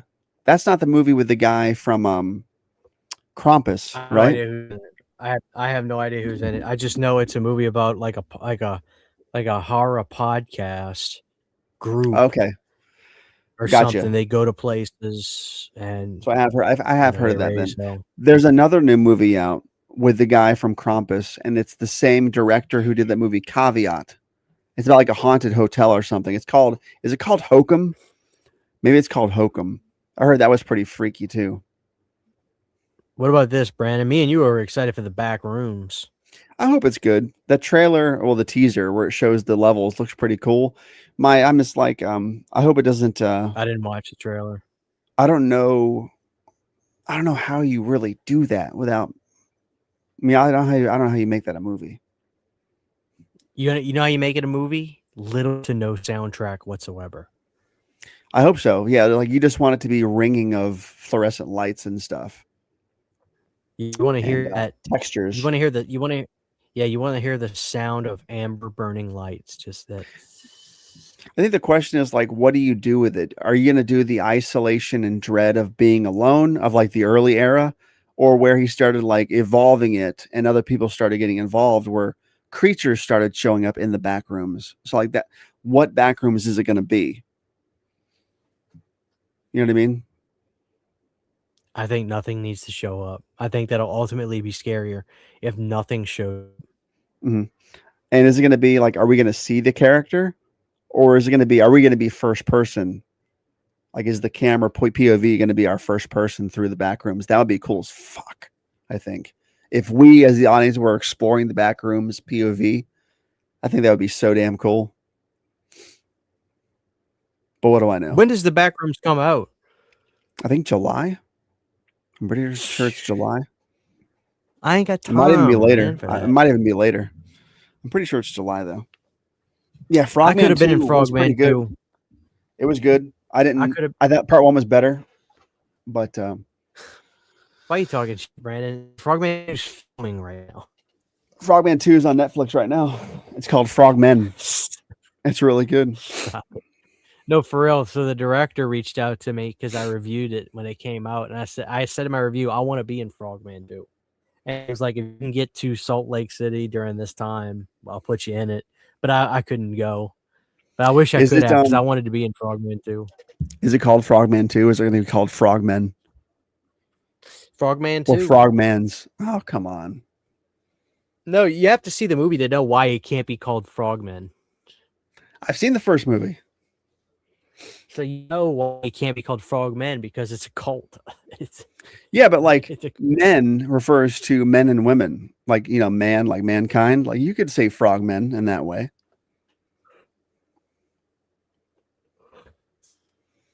That's probably not gonna be that good. I mean, come on. It's going to be really good. Can they strike lightning twice with Frogman? Oh, yeah.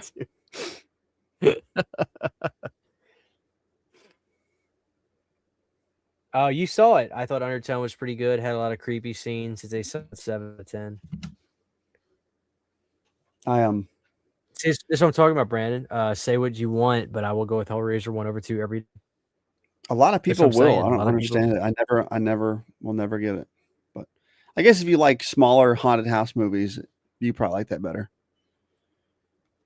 Because it's more of a confined, claustrophobic, gross out movie. But It's off topic, dude, but I had seen back in October when I finally watched Frogman in its entirety on Blu-ray, and I liked it. I also watched. You probably saw me post. You got it about from this, but Walmart. I did, yeah.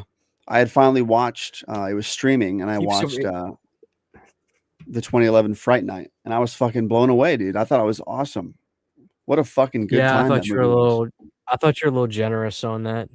Good fucking movie, like super good. Not as good as the first I thought movie you or the second movie, but were a a really little fucking good generous time. on that. I didn't like it. Didn't think it was that good. I thought it was way I didn't think I too would like it at polished all and glossy. And because I had been I didn't think refusing to Colin see it all Farrell was those that years. great. Yeah, I wasn't a big fan of it. I watched it for the first time last year, and I was not that enamored by it. I didn't think it was that I great loved it. I myself. thought it was really good. What do you think is the best modern remake from like 2005 to 2012? 2005? Damn. Or the thousands, like modern Dawn of remake. the What do you Dead. think the best Dawn of the modern Dead for remake sure. is? Dawn of the Dead, absolutely.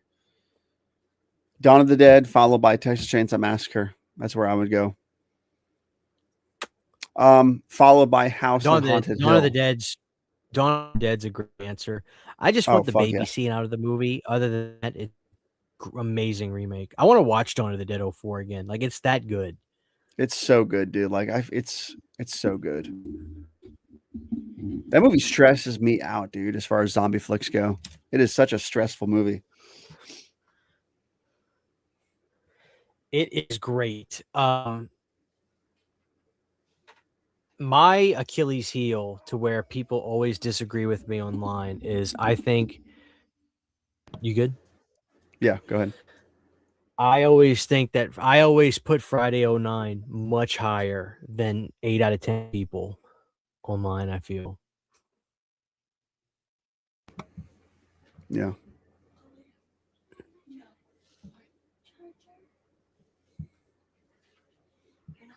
I think Dawn is the best remake of the 2000s. I think Texas Chainsaw 03 is wildly overrated. Damn. I think Texas Chainsaw Beginning is better. It's a better it should have been the remake in my opinion. It's just better.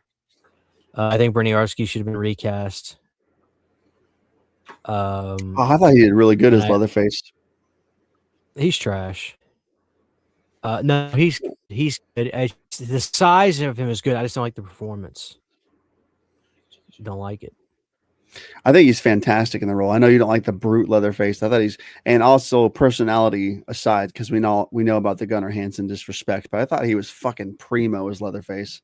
Matter of fact, if he were to do some kind of like beyond the grave, otherworldly apology to Gunnar Hansen, I could see casting him again as Leatherface now. The problem is now he's still a scumbag because he's like fighting dogs and shit like that or something. But while it lasted, I thought he was really fucking good and really intimidating as the character. Yeah, it's hard to separate fiction and reality with him. Makes it very challenging. It's fucking crazy. Like how many people, this is so off topic. You think about the Chainsaw Massacre franchise at large. It's fucking insane how many of those people are dead and gone.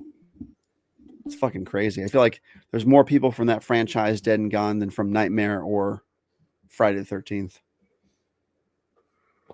From every movie, there's like a large pool of people who are just dead. Like the remake, most of that cast is dead. At least as far as the family goes. The remake. What the point I'm trying to make is, but Texas Chainsaw. Orly Army's dead, right? He's dead. The mama's dead. The tea lady's dead. Uncle, what's his face, is dead. Well, she was really big. Yeah. There are a lot of people are dead from that fucking franchise, man. Big K Movies gave us a $2 super chat. I don't like how TCM also takes place in the 70s. Well, I mean, they were straight remaking stuff at that point still. They weren't like modernizing it in that way. But yeah, I kind of miss that more so than trying to just make all these movies years later that connect to the first movie. I'm over that too. I don't really like that much. I just It's want. just I the want. new all it is, Brandon, is the new version of remake. It's just I like just want. how do we remake the remake? Okay, let's connect it to the original. Yeah, the requel thing or the legacy sequel. I'm over that too. Yeah, it's Just let just him a go. remake of a remake. Let him go. Or if you're gonna do it, just do a fresh start again and modern. Like, don't try to do a 1970s Halloween or a 70s chainsaw. Just do a modern day version and go from there. Be They should do a 40s contemporary. Halloween. A what? A 40s Halloween. I think that'd be badass. Bless you.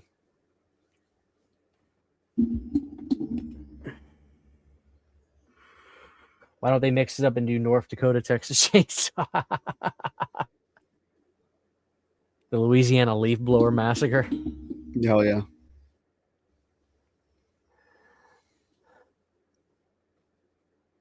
Oh man. Well, we're at the 2-hour mark, and I am Brandon. I don't know about you, but the Shamrock Shake is officially settled and turned into cement. Oh yeah. I'm gonna go for a bike ride. I'm I'm kind gonna of live hungry stream though. it. Aren't you hungry? Oh dude, I can eat the ass in it of a dead rhino right now. I have a Tupperware container in my fridge right now with canned tuna, mayonnaise, mustard, and relish mixed in there right now. I'm gonna go make a sandwich about that as soon as we're done with this. And it's gonna be fucking primo delicious. And then I'm gonna go for a bike This ride. is. I can't tell if this one felt worse than the root beers, but why did the root beers destroy us? The root beers were way worse. Way worse, I think. We weren't expecting it with the root beers, but we crashed. Dude, steak sounds so good right now. Oh my god, steak and a baked potato. Oh my god. All right, Brandon, hold on. All right, Brandon, let's talk about this. Explain to me your steak meal, choice cut, your cook, and your potato, how you cook the potato, what you dress it with. Let's go. I would take a New York strip steak. What New York strip? Is that your number one choice? Let me ask you this though: is that your number one choice? And if it's not your number one choice, what would be your second choice cut? Second choice would be, I don't know. Filet is too. Is filet out of bounds? Can we do filet or no? Yeah, it's absolutely out of bounds because that's way nicer It's than too. a New Okay, York it's too. Well, I most of the time I prefer a New York strip steak over filet. I don't know why. I just do. Definitely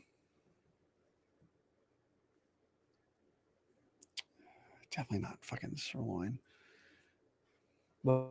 There's a bunch of cuts: sirloin, T-bone, ribeye. Yeah, you get T-bone, ribeye. Ribeye. I feel like ribeye can go south more times than not too, though. I guess T-bone if I'm in the mood to fucking eat, but I think New York strip for sure. Medium to medium well. I do like well done steak. I'm not a fan of rare steak, but for something like that, I'll do medium to medium well. Not done, but not bloody either. You know, just pink. I'm okay with that. Maybe some melted butter over it. A lot of garlic, salt, pepper. Not too much. I do like steak marinated in ground garlic and soy. I love that shit. Even if it's just an afternoon, I love steak marinated in soy and ground garlic. That's all you really need. I want a baked potato, loaded, completely loaded, but with no bacon bits on it. That's what I want. I want a huge piece of corn on the cob, smothered in butter, lots of salt, and maybe some broccoli or butter beans on the side. Oh my God, yeah. And maybe cornbread or biscuits. I'm not sure which. It depends. Like maybe some jalapeno cornbread or some buttery biscuits. But yeah, and a huge glass filled with ice of sweet tea or lemonade or both. Dude, I'm so hungry right now. I could eat all that shit right now. A whole fucking dinner. I could eat it right now. All right, now to describe season, what do you season your steak with? Like after it's cooked, I mostly just prefer salt, pepper, and No, ground garlic. before. Like how do you pack your seasoning on? You cook it. You put them before, right? Like like if I'm gonna do the marinade. Even marinade. Like you don't pat on your salt and pepper and backyard grill mate. If you use that, you don't pack that on your meat before you cook it. Typically, no. I mean, I'll maybe throw some salt and pepper on there when it's raw, but it mostly just goes into a bag with the marinade. Yeah, I don't really do the rub. Oh, I don't marinate steaks. I set them out and I put salt, pepper, and steak seasoning on. I use the backyard Montreal steak and pat it on pretty good. Flip it to the other side. Yeah, Get the. I want to butter get in better the- at cooking steak on a grill. Well, I got really good at the grill, but it just got to where sometimes the weather would be bad and I didn't want to go outside. Mhm. So I got a cast iron skillet, and that Fucking changed A. the game for me. Oh yeah. Like I Do you was cooking sear on your a regular steak? skillet, then I got the cast iron, and it fixed the smoke problem in the house. Oh yeah. And cast iron is the way to go. It Do you sear your steak in the pan and then finish it in the oven, or do you finish it in the pan? I'm very simple. Put it up to high heat.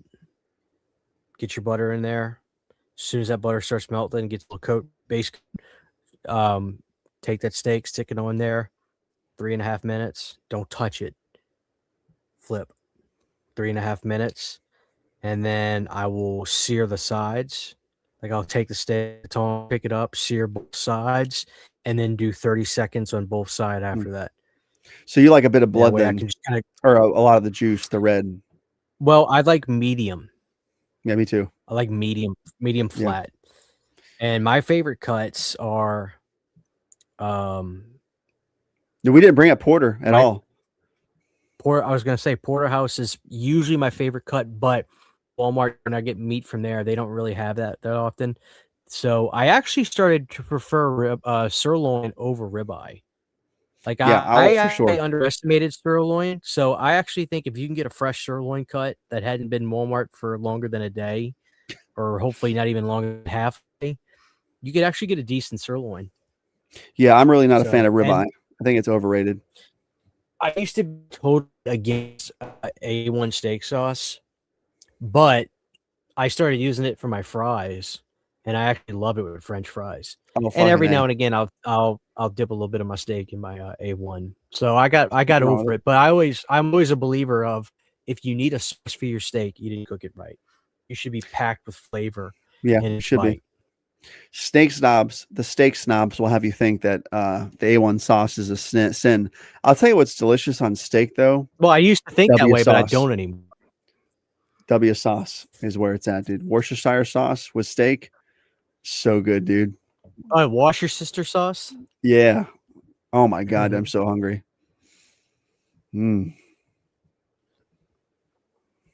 Anyways. Best steak of my life, nearly completely raw.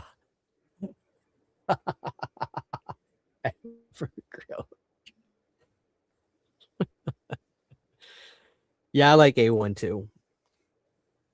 A1's good. It's Worcestershire. I think W sauce is better, but well, guys, me and Brandon got to get because the Shamrock Shake for 3 years in a row has won. Yeah. But we will be back at the end of the month for the Epstein breakdown. And after that, we'll go back to our regularly scheduled programming. This is a bonus show. This is not taking the place of the show. Big K to $2 super chat. And underrated cut is the Chuck Eye. Great flavor.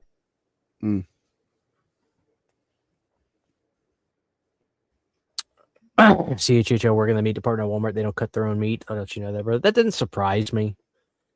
They're not my one to get. It's just that they're the most convenient.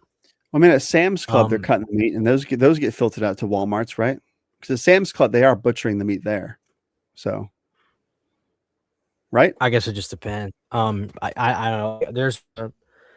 There's a small little mom and pop grocery here that I go to, that's really cool. And I know that they have the butcher in the back cuts. Yeah. But they're cheap and they're small, so it's hard to get stock there. Great question. Steak versus fried chicken. It depends. I think it depends on the day. Yeah, that's right? a loaded question. It really does depend. Now, Brandon, what's the best piece of fried chicken? To me, it's the thighs. I'm a drum guy for sure. Are you not the wing king? 45 wings, No. 45 minutes? No.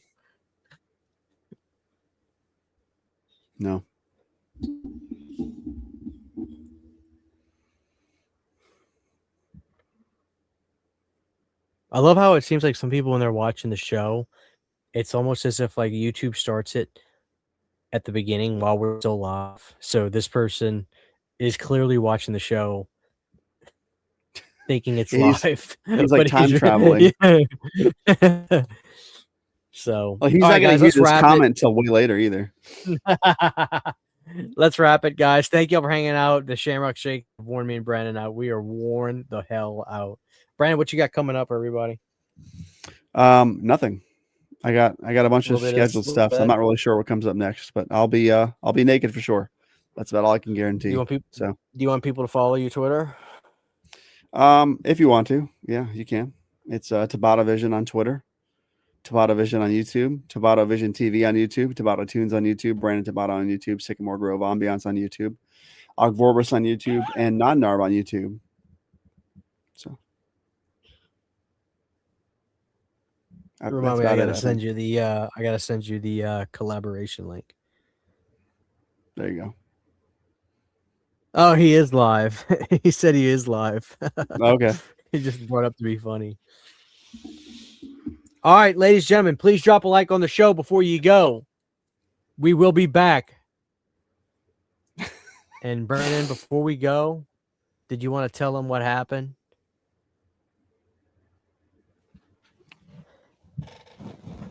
Did you want to tell him what happened before we go, or you want to hold off? For what?